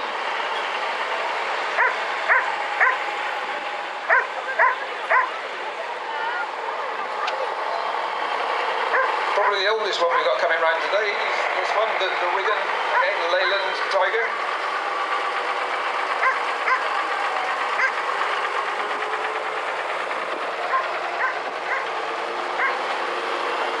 It's entirely original, the Wigan here. Absolutely original condition. 2062, another Bristol RELH. This one would have seen service on local country routes, but it would also be present as service on express routes as well, so it would quite happily go up the M4 to London, or in the old days, the A4 to London. I have a soft spot for this one because I actually went to school on it. There's a coach version of the same chassis, Bristol RELH, in the colours of Crosville. Crosville operated most of the bus services in North Wales and was again a part of the Associated Motorways group, and this one would have operated between Liverpool and London. Eastbourne Corporation AEC Regal 3. This particular one owned by Troopers Lodge. If anybody wants to hire a bus for weddings, any sort of events, go and see them. This is available for hire. The National Bus Company in the 1970s were very keen to have cheap, lightweight vehicles. So they went to Bedford, so the YRT here with Willowbrook bodywork. This one, 1974, so 50 years old. Following on, we have the West Midlands Leyland Titan. This was actually at the motor show when it was first held in Birmingham. It was Leyland's exhibit at that particular show. And we have a Bristol VR, vertical rear, that's where the engine is. And the colours are Stroud Valleys. But it never served with Stroud Valleys because it's Devonshire registration, so it was originally new to Western National. And then this beautiful BMMO, Birmingham Midland Motor Omnibus Company, better known as Midland Red. This was one they built themselves, and the C1, so again another coach that would have been used on express services to London from Birmingham. Tried these in service. So 3 examples of the Bristol RE. It was thought at the time by fleet engineers to be the finest single-decker bus in service. And when Leyland closed down, they introduced the Leyland National, which nobody wanted. There again, progress. Lovely little Boston there. It was in service down in Cornwall. And our local company here, KB Coaches, with their little Bedford CA. Our pair of Bedford OBs.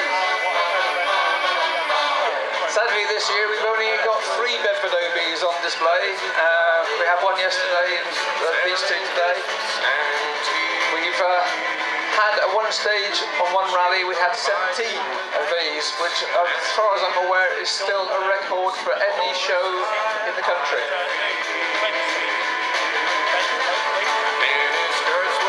So we have a little herd of Bedfords here. I think the actual collective noun for Bedford OBs is a wine.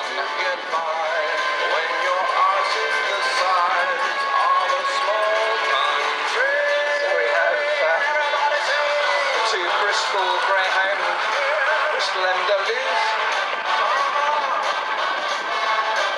These were built in the 50s and 60s. These 2 dates from 1965 and 1966.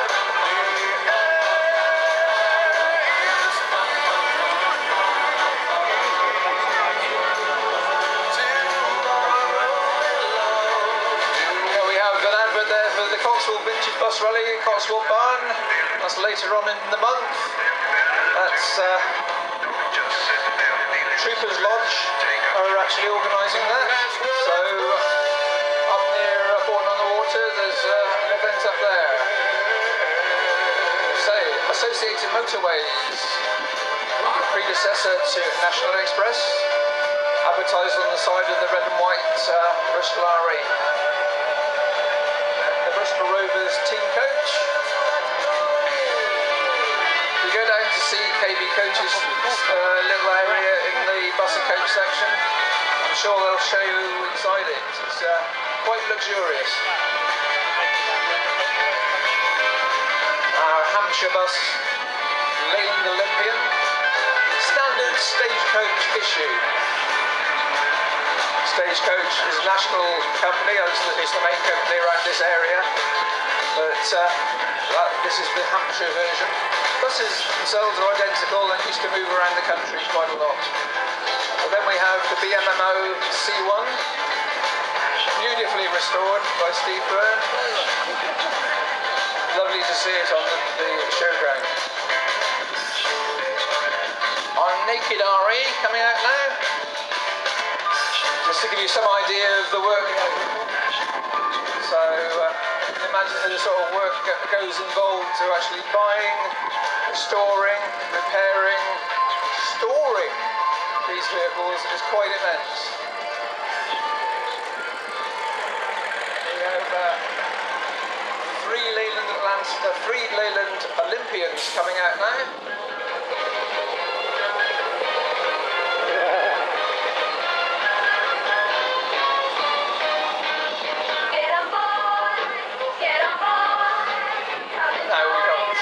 A long way to go now. The one behind going to Hong Kong.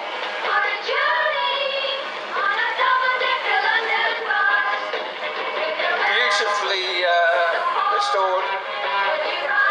Grindles, Bedford VAL here. I love the period side. You've got the flag on the roof there, but also the boot lid. In the 1970s, little country coach operators used to pride themselves in the advertising that they had hand-painted on the boots of the coaches to say where they were from. So Emily Coaches, another one of our local companies, with their vehicle here, and following on, two vehicles from the Chepstow Classic Bus collection. Again, both of these are available for hire. Chepstow Classic Bus, one of our great sponsors of the show. 2062, another RELH. This would have operated on the trunk country services most of the time, and as I was a boy I remember travelling on that particular coach. AFM 103G behind it, another RELH owned by Crosville, which would be quite happy to go down the motorway from Birmingham to London. Troopers Lodge, their AEC Regal there.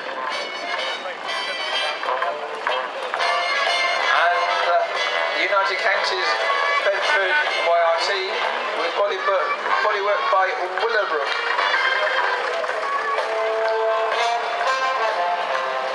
Get those buses out, Blakey.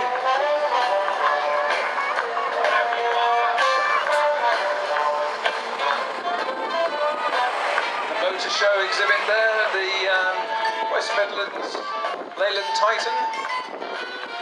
That was the first one to be delivered to West Midlands Passenger Transport Executive.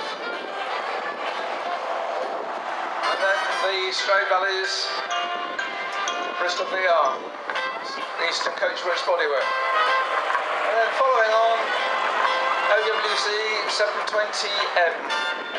Couldn't tell that by looking at it because it doesn't have its registration on. Colchester, Bristol RE. So if you would like a bus to preserve, feel free to come to the bus selection because this one's for sale. Only towed by Ashley in his very large Volvo tow truck. This has been very useful this weekend in the background, helping out come true for me and you.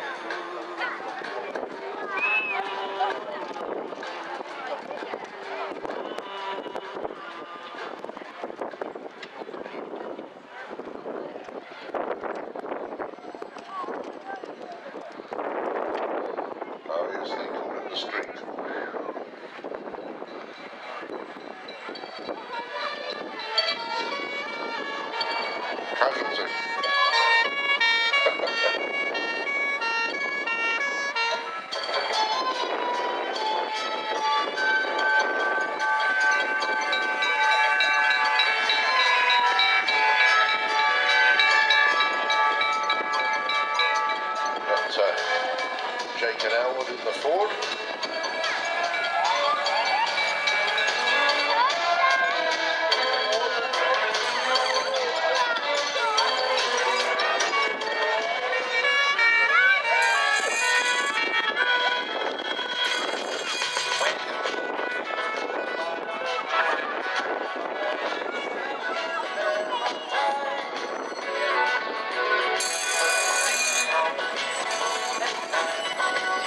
Let's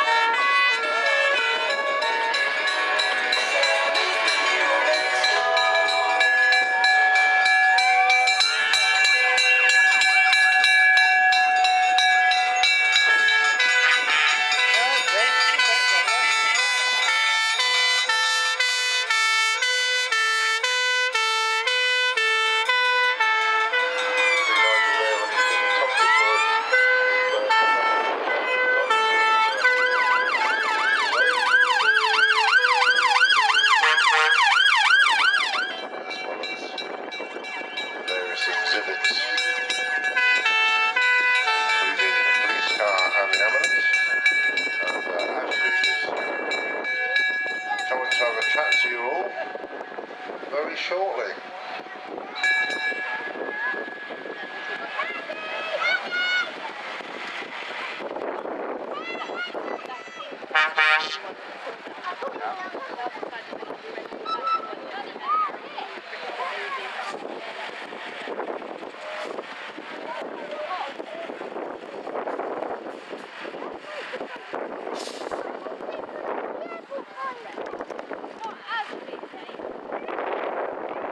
Firefighters Benevolent Fund. Quite often you'll see their engines going up and down the roads locally and nationally, and I believe one of them is being used for a very special purpose. Pressures of work, COVID, etc., etc. I had 42 sessions of counselling through the Firefighters Charity. Busy looking after all my staff, but then there was nobody to look after me. So the Firefighters Charity, within 6 hours of a phone call, they were there. They were sorting me out, putting lots of things in place when there was nobody else to talk to, nobody else to help. But they'll also help operational firefighters as well, obviously. You know, they could have hurt themselves in the job. They obviously see lots of bad things in what they do. And that's PTSD. It might not happen today, tomorrow. It might affect them a year down the line. So yesterday, we're down the far end as you come in. If you want to come down and visit us, come and visit us, come and sit in the truck, come and get your photograph taken. You lovely people donated over £1,000 yesterday for the Firefighters Charity, and we love that. That was absolutely fantastic. I'm not going to say a lot more because there's a lot of noise going on and we might need to move. So, Ashley, I don't know whether you want to talk to these guys because they're the heroes, not me. Ladies and gentlemen, if anybody wants any wood, down at the wood cutting section, which is down at the far end, if you want to make a small donation to the Firefighting Charity, doesn't matter if it's only a penny, I don't care, every single penny helps. You can go down there, make a donation, and you can take all the wood home that they've been cutting.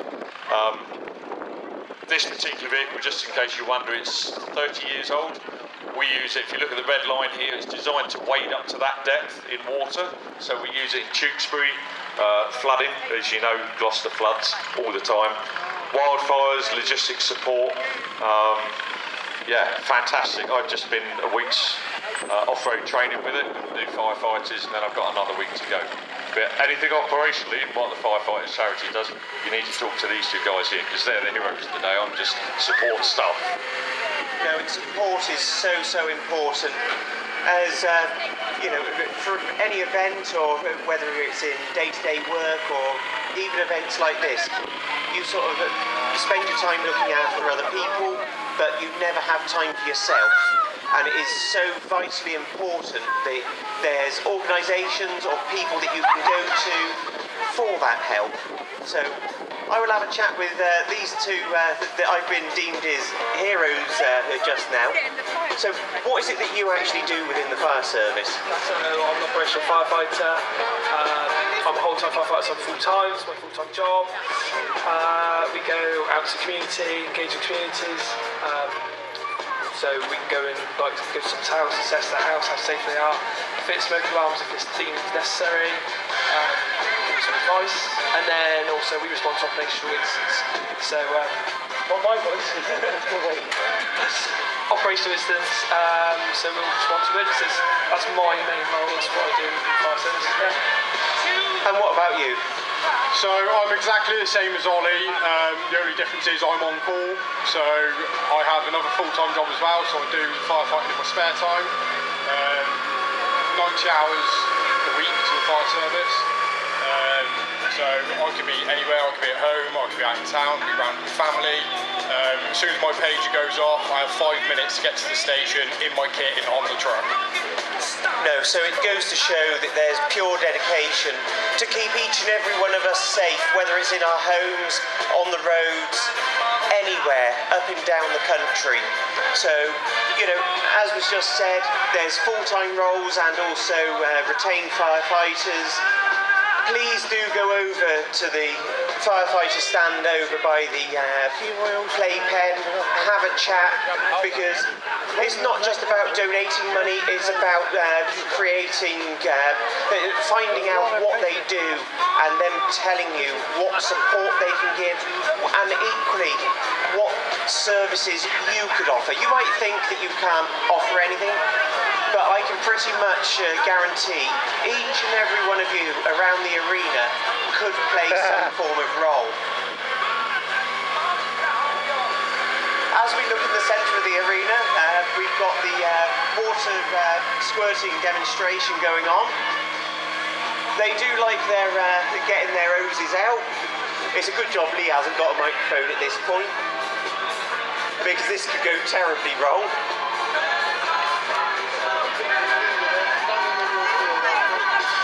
I've just been told outstanding in my field. This ain't my field, Lee. My field's at home. You've got a field at home? I have. I come play with my tractor. I suppose so. But no, it's good to see the equipment being used out in the arena. And we've got the younger generation as well, next door to the Dennis fire engine, squirting water as well. It's amazing the pressure that comes out of these hoses, the pressure and flow rate, to be able to put out the fires.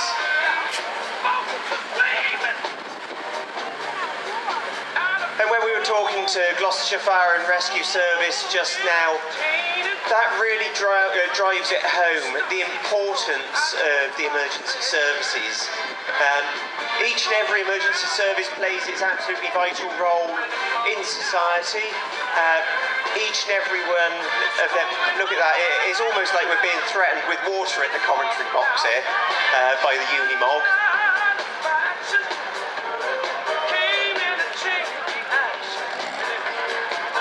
I think the Merryweather turntable ladder on the back, in the centre of the arena now, I think that extends to about 50 odd feet, and he's only gone up to, I think it was 28 or 33rd this weekend.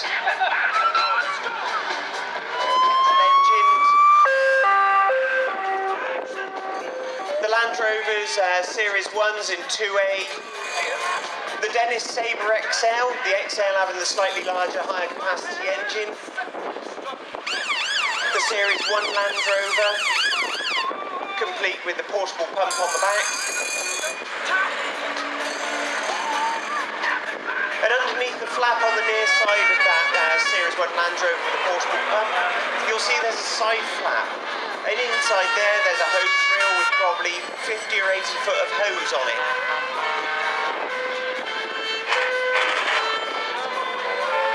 The Leyland Cub in the middle there, Cape Hill Brewery.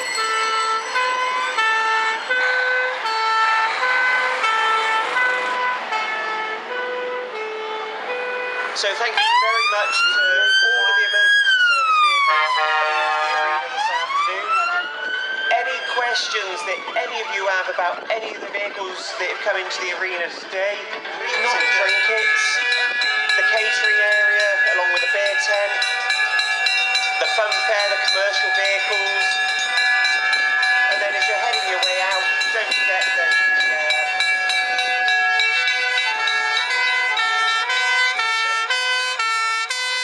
the noisy Dennis just gone past the commentary box with the Merryweather ladder on the back.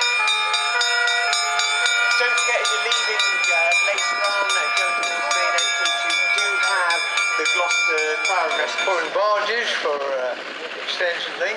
But coming in now is another fire engine. We a bit late for the previous show, but on the other hand, no ringing of bells, just the chugging of the engine. But that is a works fire engine, and that's first on the scene. Interesting thing now, the little Wrigley. One of the auto shots. Again, if you want to turn around any time, we do that. Two of them now, and they're both for load carrying. But again, different dumpers this afternoon. Mine there, the little Travis and the Enfield diesel. Oh, and an interesting Ford. Monster? Start when you like. We talk about we are members of the Light Industrial Truck Club, and people say to us, well, what is a light industrial truck? Well, the club was formed because we're not a commercial vehicle, we're not a motor car, we're not a tractor, we're everything else. And if you look around, you can see the variations of what we do have. Most of these machines were used in and around factories in the late 40s and early 50s. The Lister, which was manufactured quite close by down at Dursley, they were dirty old diesel engines, and you can just imagine inside a machine shop or a welding area with those dirty old engines chugging away, no Euro 6, that's for sure on those. But the lighter weight ones, the Wrigley trucks, manufactured by Wrigley down in Poole in Dorset, they used predominantly the Villiers, either 150, 200, 350 or 400 cc engine, lighter in duty. They were more popular in and around the market gardens, the small horticultural areas, or even the private estates where they could be used for gardening duties or lightweight machinery collection. Most of them have a capacity of about 750 kilos. But of course, before any of this could take place, the buildings had to be put together. And just coming into the arena now is a name that we all know, JCB, John Bamford. And this is a JCB 4D in absolute superb condition. And someone's going to give me a piece of paper and tell me all about it. Thank you. So they were built between 1968 and 1973. Four-cylinder Leyland diesel engine, two-wheel drive, restored by Mike Eacock to its former glory. Purchased in June 22 to its present day, and it's sponsored by the Cheltenham Model Centre. And if you look at the finish of the paintwork and the quality they rebuild, it's probably as good, if not better, than the day it came out of the factory up in Uttoxeter. An absolute credit to you. Well done. And we got Lee Payne to thank for bringing in the contractor's equipment. It's something quite new to our section. Light industrial trucks, it doesn't really fit into industrial truck, but it's commercial, it's construction. And a few years ago, they tried to get into the show, but of course, nobody really wanted them because who wants building equipment? But we were happy to take the team on board and join us. We look around, you can see the Lancing tug, the bright red tug, used for aircraft baggage handling, fitted with an Enfield air-cooled two-cylinder horizontally opposed diesel engine. Again, a little bit smoky, it could be an air-cooled diesel, but used out on the airport runway, around the airport perimeter. Fumes weren't necessarily a problem because you had your engines going as well. Right, just to go past is the fire engine again, and the Mercury tractor. Now that's a thing that very often, if you cast your mind back, if you of an old sufficient age, a lot of the old British rail stations, or whether then British railways, would be one hauling post vans about, or luggage trolleys, anything to save the men a bit of work. And they go right onto the platform, to the train, and then out of the these little three-wheeled things are designed so that you can drive them from the ground as well. That gives you precision for manoeuvring, and also and of course you don't necessarily need to buy a truck. You can build your own, like that Ford one there. That was built for building purposes, but the man built it himself rather than buying one in. And this is always the way with any of these things. They got what cargo they were going to handle and what they were going to do.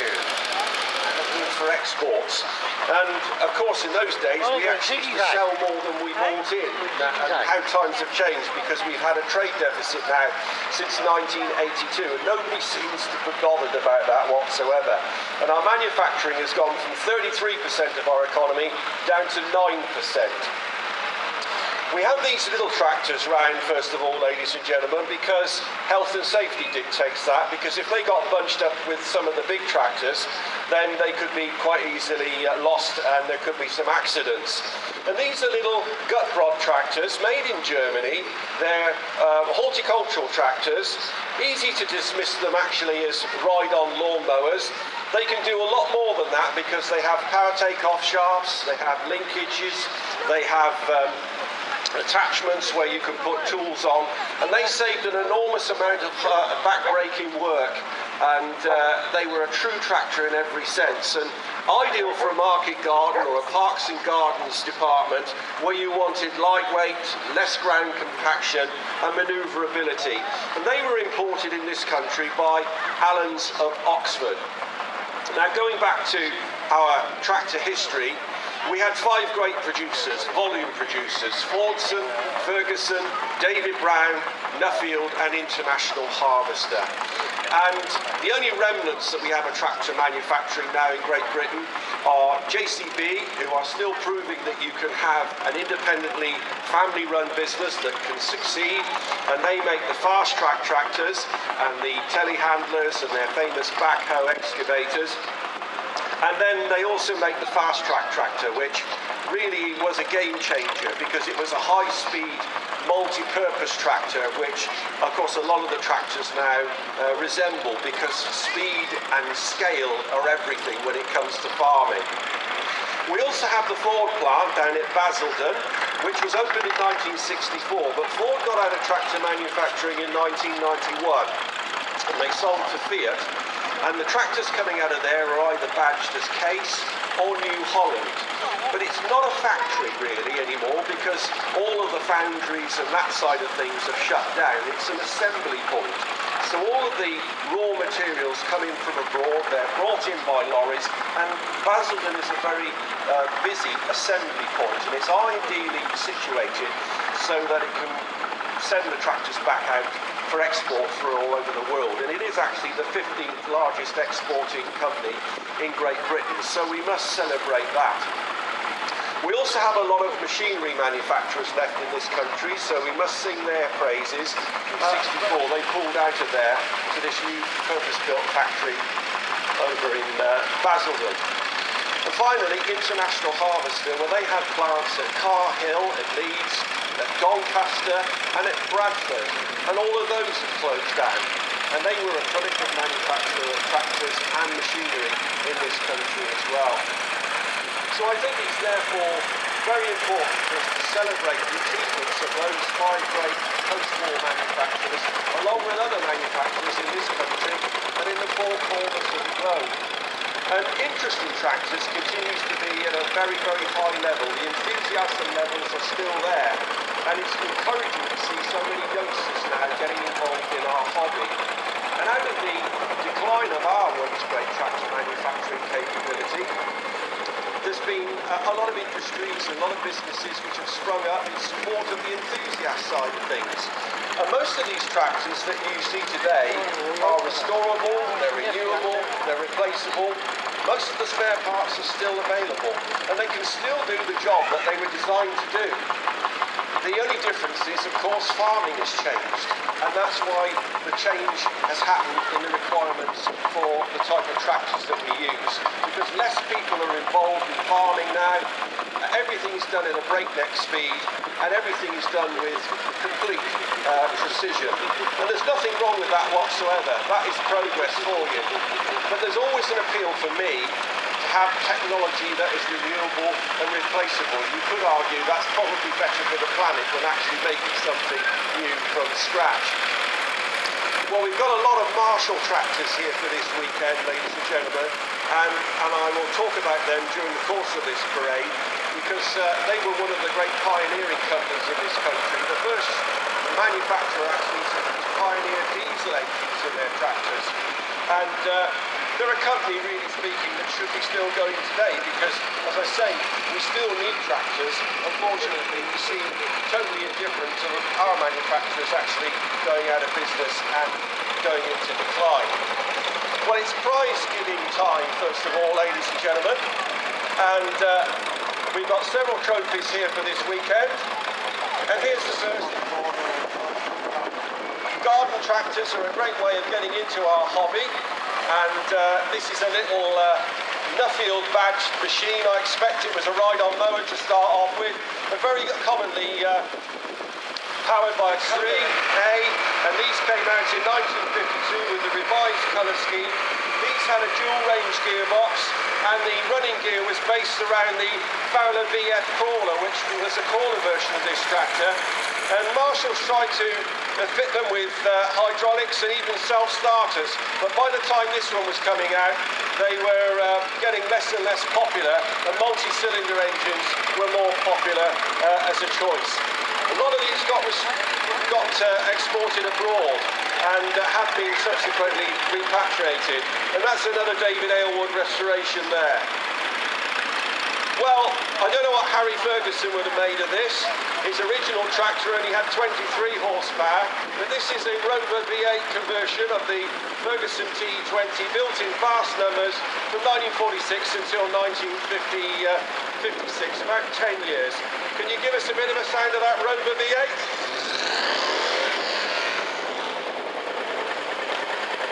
And the company which amalgamated with Ferguson was Massey Harris. And this is one of their 1930s tractors, early 40s tractors, the Super Twin Power 101, powered by a Chrysler engine. Massey Harris very often had to go to other tractor engine manufacturers to power their own tractors. They were quite a predatory sort of organisation until they actually amalgamated with Ferguson. The County Super 4 is the four-wheel drive conversion made by County Commercials down in Andover in Hampshire, and they were a long-standing company, highly successful company, converting tractors to give them extra grip and extra pulling ability. And that's the equal size four-wheel drive conversion which County were famous for. The Farmall M was a high ground clearance tractor made in vast numbers in the early 1940s, right the way up into the 1950s, made by the International Harvester Company. And with the high ground clearance, you could cultivate crops within rows, row crop work, and they had adjustable axles, and you could also mount equipment on the mid position or on the back as well. And that one's got hydraulics. Another Massey Harris now, and nice to see the hay rake being used. This is a Huxtable's hay rake, and before balers came in, of course, hay had to be collected loosely and then transported on a cart to be stored in a rick. And that was an ideal way of picking up the hay in the fields when it had been dried after it had been cut. The 460 was the highest horsepower Nuffield tractor of its time, launched in 1961 and built by in the Ward End factory down in Birmingham. The Alice Chalmers B, about 127,000 of those were made from the late 1930s up into the early 1950s, and they were made in this country for a period of time as well, a lightweight row crop tractor. The original type of Ferguson, that is the Continental Power tractor, launched in 1946, and for the first year it had an American engine, and Harry Ferguson was very keen on that because he thought it would be good for persuading Americans to buy them. Another 460, and the highest horsepower tractor of its time, built in Britain, a 3.8 litre engine. The biggest problem was they bored the engine out and they had all sorts of problems with porosity, the engine liners. So Nuffield's reputation took a bit of a dip there. The Kent Ford dealers conversion now, very often the Fordson Major was used in orchards and vineyards and places like that. So a cut down version was made by several companies, and you still see quite a number of them out on the rally fields. Nice to see Mike Sunley again on the BMC mini tractor. That was owned by Clive Osborne, so it's nice to see Clive's tractor going around the ring. If only we could have Clive back. A Fordson 6-cylinder conversion. Fordson didn't make their... It's a Fordson engine conversion. It's a Fordson engine conversion of a Fordson Major, and Fordson never made six-cylinder versions of their tractors because they thought it would wear them out. But a lot of farm workshops did that, and certain tractor converters also converted them to six-cylinder for more power. The 65 is a Massey Ferguson tractor built by them to do battle with the likes of the Nuffields and the Fordson Majors of the time, based on the MF 40 and 50 and powered by a 50 horsepower Perkins engine. A Marshall 804 now, and this particular model is a reworked version of the Leyland tractors. They bought the production line in 1982, and they actually did improve the quality of them and fitted them with four-wheel drive based upon the Leyland 498 tractor engine, which was still available despite selling them the tractor production line. The engines were still being made at Bathgate. Not many of those were made, and it was a valiant attempt to keep the factory working.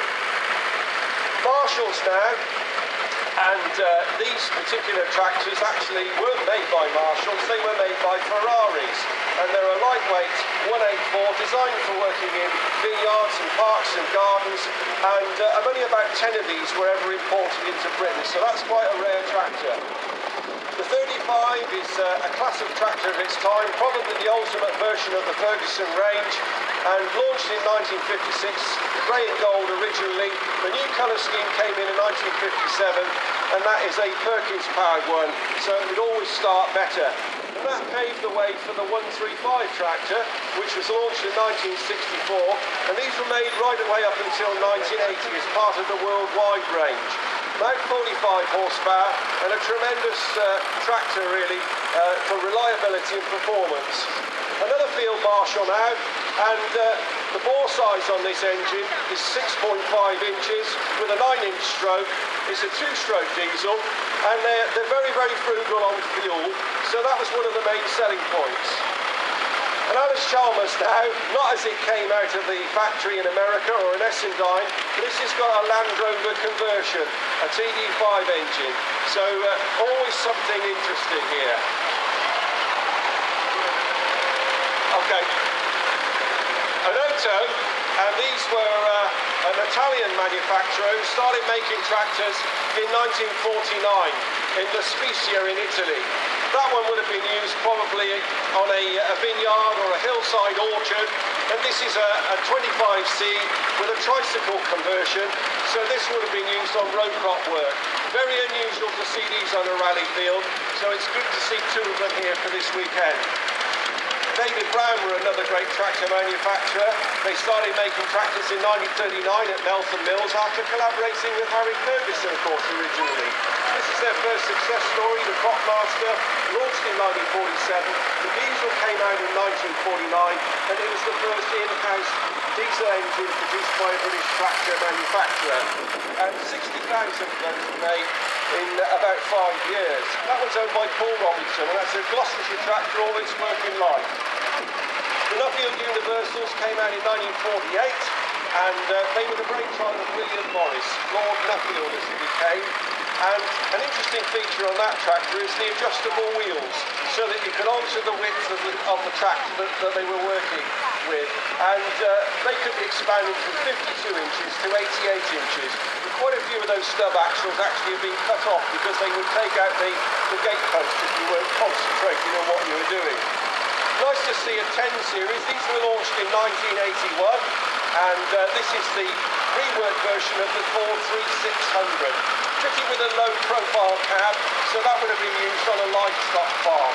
But a very, very nice, agile, manoeuvrable little tractor for its time. The Fordson Majors were made in huge numbers from 1952 up until 1964. Originally only 38 horsepower, but they were definite improvements on their predecessor. They had a new range of engines and a revised rear axle, as well as hydraulic lift.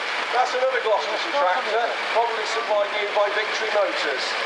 The 275 International was made at the Bradford factory of Joex, who went bankrupt, and so International bought the factory and re-employed them making tractors. And that closed in about 1982. The Fordson Power Major was launched in 1958 with increased horsepower, scalloped out wheels and the revised driving instrumentation as well. And they also strengthened the gearbox and gave the hydraulic lift greater pulling power. Now hold your horses, we've got another winner now. The Best Restored Tractor, David Award, which is a little trophy. Best Restored. David Award. There we are. Another prize winner, ladies and gentlemen. And this goes to the Saunders family, for this immaculately restored Ford 7000 tractor. And this is Max Saunders driving his dad's tractor. Well, it's your tractor now, isn't it? And this is the David Aylward Award for the Best Restored Tractor here at South Cerney for 2024. So congratulations, Max. Well done. And it's good to see the youngsters getting involved. Ford's first turbocharged tractor, about 94 horsepower. This one was supplied new to a farm in Reading originally until it was shipped abroad to Northern Ireland, where it was then bought by the Saunders family and given the immaculate restoration. Popular tractor with contractors and large farming companies that had extra horsepower over the 5,000 with greater fuel economy. The 414 launched in 1961 and built at the Bradford company, former company called where Joe used to manufacture tractors, and this was the improved version of the 275. Extra horsepower, dairy touch hydraulics and revised styling and easier servicing, and they were in production for about 4 years until they were replaced by the 434. The 275, a long production run for these from 1959 until 1969, 35 horsepower, 8-speed gearbox. I've just got one of these myself, my late father's tractor. I managed to save it after 47 years away from us, and I saw it for sale at HJQ, so I just had to buy it. Leyland tractors were launched in 1969, and they had 3 models in the first initial range. This is the high horsepower one, the 384, based upon the old Nuffield 465. A wonderfully simple tractor rather than the Field Marshalls. There are only 66 moving parts on these, so a lot of the repairs and maintenance could be done on the farm in the workshop. So that was one of their great selling points. You could decarbonise the cylinder head yourself. Another 35 now, and this is one of the originals fitted with the standard 23C engine, about 37 horsepower, and they were a definite improvement on the T20 with more gears, greater hydraulic sophistication, easier servicing, and engine speed and ground speed PTO. The 25 David Brown came out in 1952, and it was basically a let's say a colony version of the Copmaster, which had gone before it. The competition was on, so David Brown had to make their tractors more competitive. So gone was the wrap-round mud guards and the windshields, but this did have a traction control unit which enabled it to work with quite large implements, so that the weight of the rear of the tractor was actually transferred onto the with the weight of the implement for greater adhesion. About 25,000 were made in about 5 years, so they were a successful tractor along with the 30 model, which was slightly more horsepower. Nice to see Andy Freeman here. If that's ever a stalwart of a rally field, that man is there. A nice Fordson Super Major now. These were launched in 1961 as the Mark IV Major with the Mark II engine, 52 horsepower, the revised styling with the lights in the front, and these had Qualitrol on them, which was hydraulic depth control, which had been transferred over from the Fordson Dexter, because all the Ferguson patents have been taken off by then. They'd expired. Nice to see the tipping trailer using hydraulic power off the rear axle of the tractor via the pump, and that would be able to tip about 3 tons of soil or manure or grain or anything using hydraulic power. So the tractor is not only just a hauling machine, it's a lifting machine, it's a powering machine. Don't take a chance, sir. Fordson's your answer. The new Super Major is here. A Gloucestershire tractor now, ladies and gentlemen. through and through, not built in Gloucestershire, but supplied in by Aubrey Rees and Sons, who were a dealership just up the road. It's synonymous with International, and this tractor was restored in the early 1980s, ladies and gentlemen, for a wedding. And it's a tractor which has been in the county all of its life, and it's nice to see the hitch on the back, made by Perry Jeffs, who were a company down in Stroud, so Gloucestershire pedigree through and through.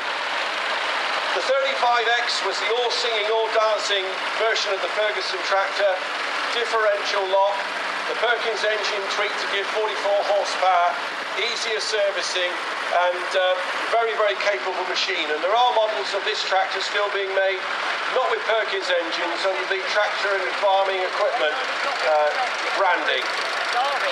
The Diesel Major, one of the finest starting tractors ever built. If you've got half a decent battery, these tractors will always start. Direct injection, a 5-bearing engine, and very, very, very bomb-proof. You can renew the cylinders on the farm by pressing them out and pushing a new set in. And the Edwin A Major was probably the tractor most responsible for the demise of TBO tractors. The 7610 really is the reworked version of the Ford 7000 in the 10 series. And these were launched in 1981, and they were a very, very successful design.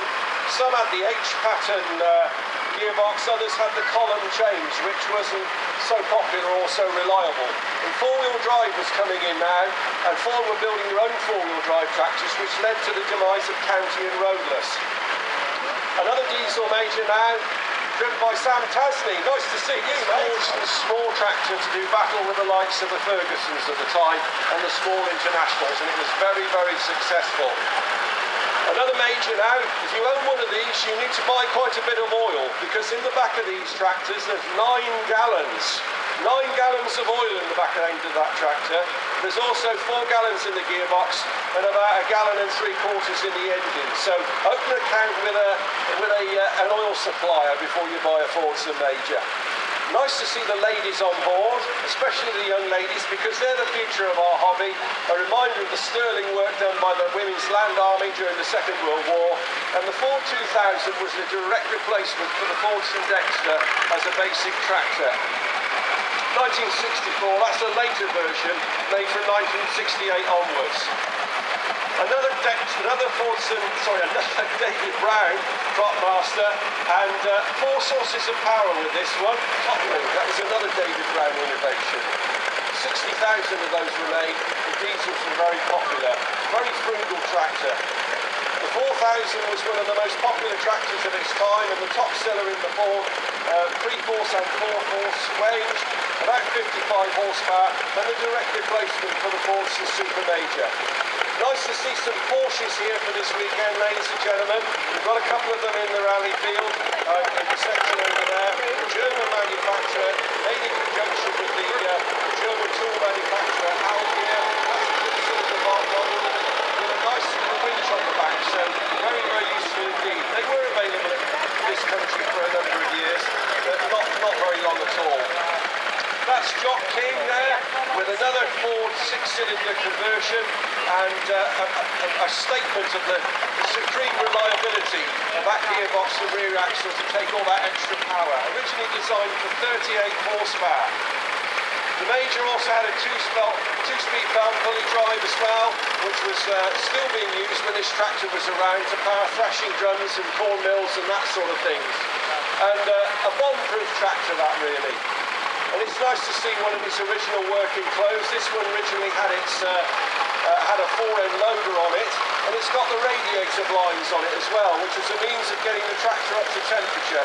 So if it was a TBO or a diesel, the hotter you got the tractor, the more efficiently it would burn the fuel off. Thank God we had them.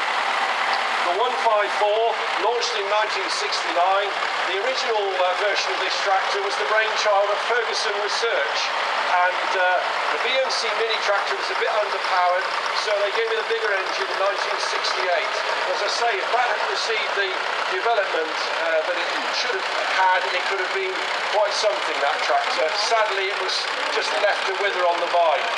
Another Fordson now, the E27N was made from 1933 onwards. This is a mid-war version with the cut-down mudguards because steel was in very short supply, so they made the mudguards slimmer and the toolboxes as well.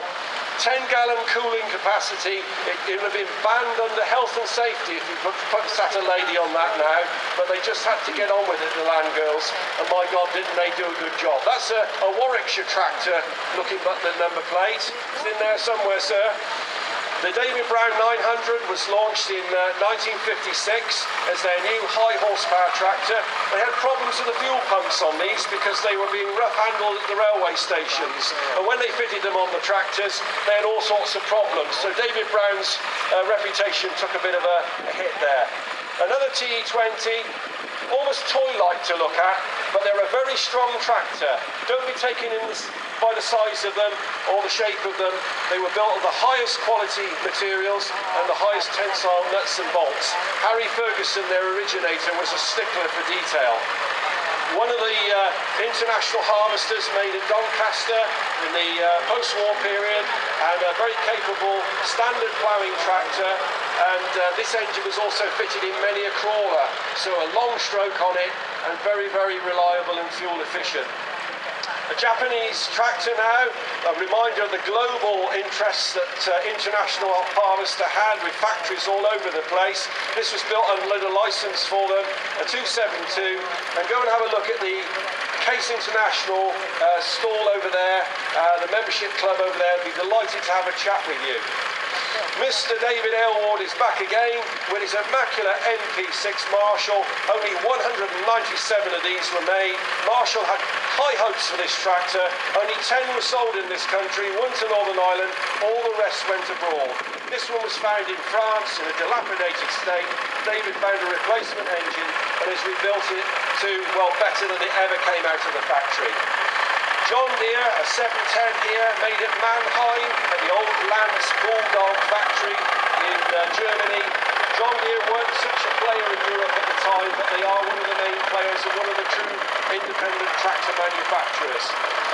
Nice to see the Newman boys here as ever, from Stroud, supporting their local club. The 3-cylinder Nuffield was launched in 1957 because Nuffield needed a small tractor to do battle against the likes of the Fergusons, the Internationals and the Paulsons. So this was a downside version of the Universal with one less cylinder, but these were a very capable tractor because you could still use large implements on them. They had a lower centre of gravity, so they were very popular on hillside farms because they had great stability. You got a bit of a leak there, Nigel, on the sump by the looks of it. Okay, one of the later field marshals. It never ceases to amaze me. I don't know how many we went through just there, but I wasn't here for all of it, but it certainly seemed like there were quite a few. So, now,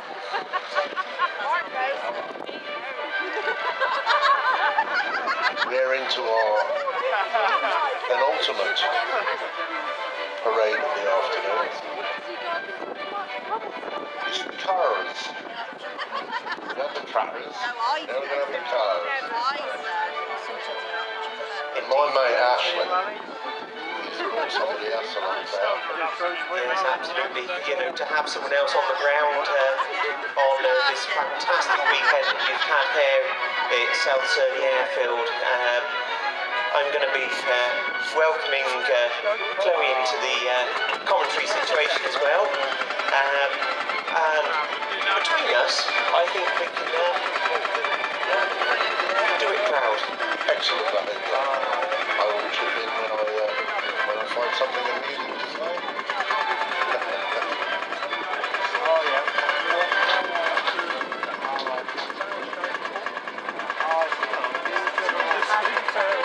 So, as they say, bring in the cars. And also bring in Chloe. Ashley. Demonstrate what the vehicles would be capable of. The first of the classic two-door Range Rovers, so mid-1970s, the blue one just gone past now. Then we're coming up in the years with the, that's the supercharged Range Rover 4.7 I think, petrol. So we went from the Range Rover Classic to the P38, the Project 38 as it's designated, which we haven't actually got one here this afternoon, onto the L322 in about 2003, about 2003 I think. Then we went on to the next generations of Range Rovers, really then heading up the years into sort of about 2016 I think is the latest one that we've got here, including the supercharged or twin turbo V8 diesel. Yeah, exactly, yeah. Yeah, that's right. When everyone's lined up through the middle, I'm sure we'll go over and have a chat with some of the owners as they sort of wish to speak. Saab now, one of the sort of understated manufacturers that unfortunately went bust a few years back, not to produce any more vehicles, but I do particularly like the 9.3. What about you? Like having an old Yeah. What a shame. Never saw them go. They were, demise. Yes, absolutely. Then we got an early Ford Mondeo on every street, and then they've just vanished. Yes, it's amazing when you look at the selection of vehicles that we have here. One that always takes me eye is like the Rover Metro. Every street up and down the country you would have seen one on, and soon to meet their demise with Tim Worm and the likes. Then we got an MGB, very popular, lots of clubs for them, you can still buy almost every nut bob. Yes, that is one of the things with the preservation world now. We can buy a lot of stuff, whether it's new old stock or new reproduced parts. Then we got a Bedford Rascal Suzuki Supercarry style. They share the same engine, Suzuki engine. On the same chassis, same body, ain't it? We've got the marks of the Triumph brand, the Roots Group, also is a Triumph 2000 gone round, followed by the Stag. Stags come with the straight six or the V8 engine, often confused with the V8 Rover engine. Some similarities, but totally different engine. Oh wow, the Volvo, the 740 GL Grand Lux. 7-seater. Yeah, ready for the family day out. And the 240 range was really the sort of antique dealer car. We've got little A30s and A35s, the car of the 50s. Really, really practical. Yes, and complete with the trafficators as well. If you look at the green one, the first of the A30s lineup, you've got the left-hand trafficator that pokes out the centre column just behind the driver, with the sign warning trafficators.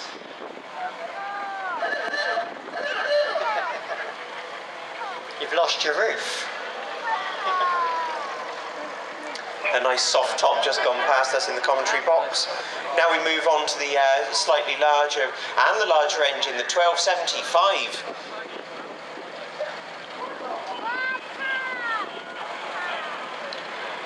Then we go to a little Singer, same chassis as a Hillman Imp, but the grander model. The Singer Sport, Singer making a range of cars, the Gazelle, the Chamois being a couple of them. I remember now. Our French plate Austin Healy. We'll have a chat to all these in a moment. Oh, we've got a rumbling diesel now coming past the commentary box. Very unusual really for the cars back in the sort of 1980s to be fitted with diesels, but diesel really did come into its own when you got to the end of the 80s, coming into the 90s, including the Fiesta had a diesel engine as well, but that's the petrol one, the 1.3 petrol. Little Lambrella there. Postman Pat van.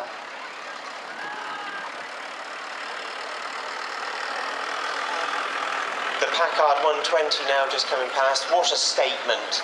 You know, if you want a vehicle to be a statement piece, then that's the way to go. The Vauxhall brand often sort of understated, the 2.5 engine in that one. Almost looking like a hill climb type car. What do you reckon, Lee? A lot of wood there, mate. You you do like a bit of wood and La France. Looks a bit long. Lovely MGB there with lots of chrome, GT. And it's the GT. Might go better get a taxi.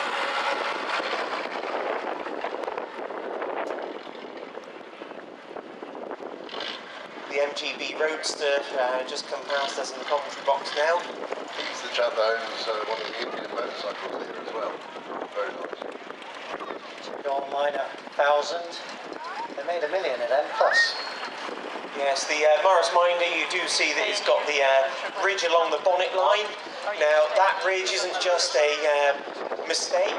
That was where the vehicle was produced as a prototype, and Alex Isagonius decided that it was too narrow and he needed to add 4 inches to the width.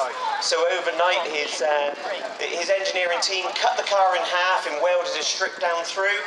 And that was the whole car, including the roof, but they retained it in the bonnet as styling. Did you see that VW camper van? The generally style camper van. I don't like that. We look forward to having a chat to the owner in a moment. Let's hope that there's no woodworm in those wood wheels.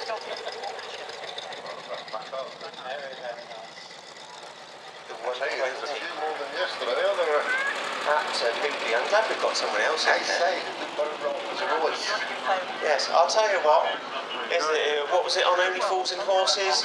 You bought the rolls. Actually, it's a Bentley.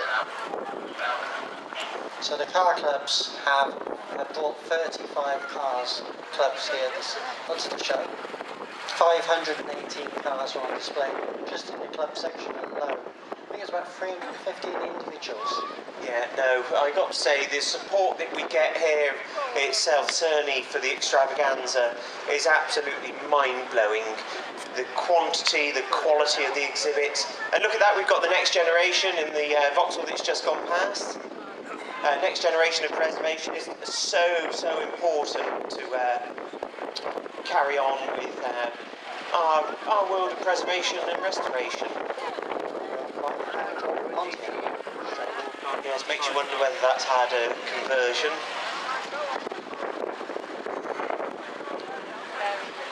Now, we've got a gentleman that likes to talk a lot in silence. Are you peddling? The Chevrolet van now. Well, what are the 3100? What a stunning example on the showground. Back from 1954. The Austin 7. 1932, Austin 7. Sounds like a sewing machine.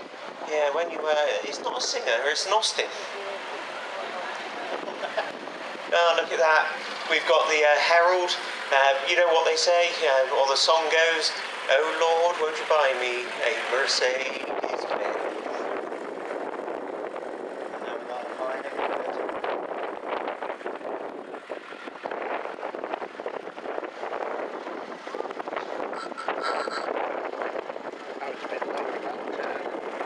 The Triumph written down now. Up to about 1950, you could buy any car as long as it's black. Yes, when you look at the selection of colours on the rally field up to 1950, it was predominantly black. As Henry Ford said, you can have any colour as long as it's black.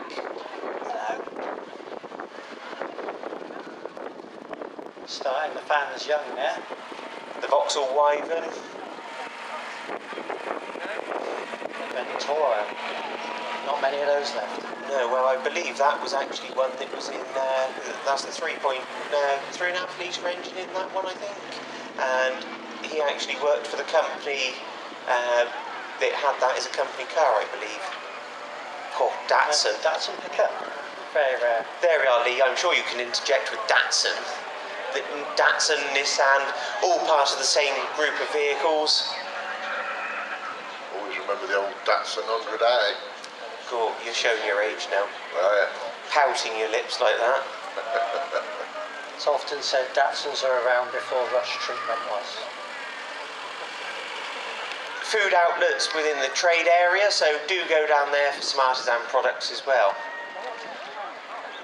So I'm with the Range Rover Register for 3 hours. Gloucester you've lost a bit of your vehicle.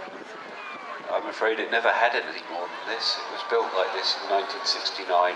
We take it to shows to show off the Range Rover, really. That draws a lot of attention. All the workings sit on a chassis there.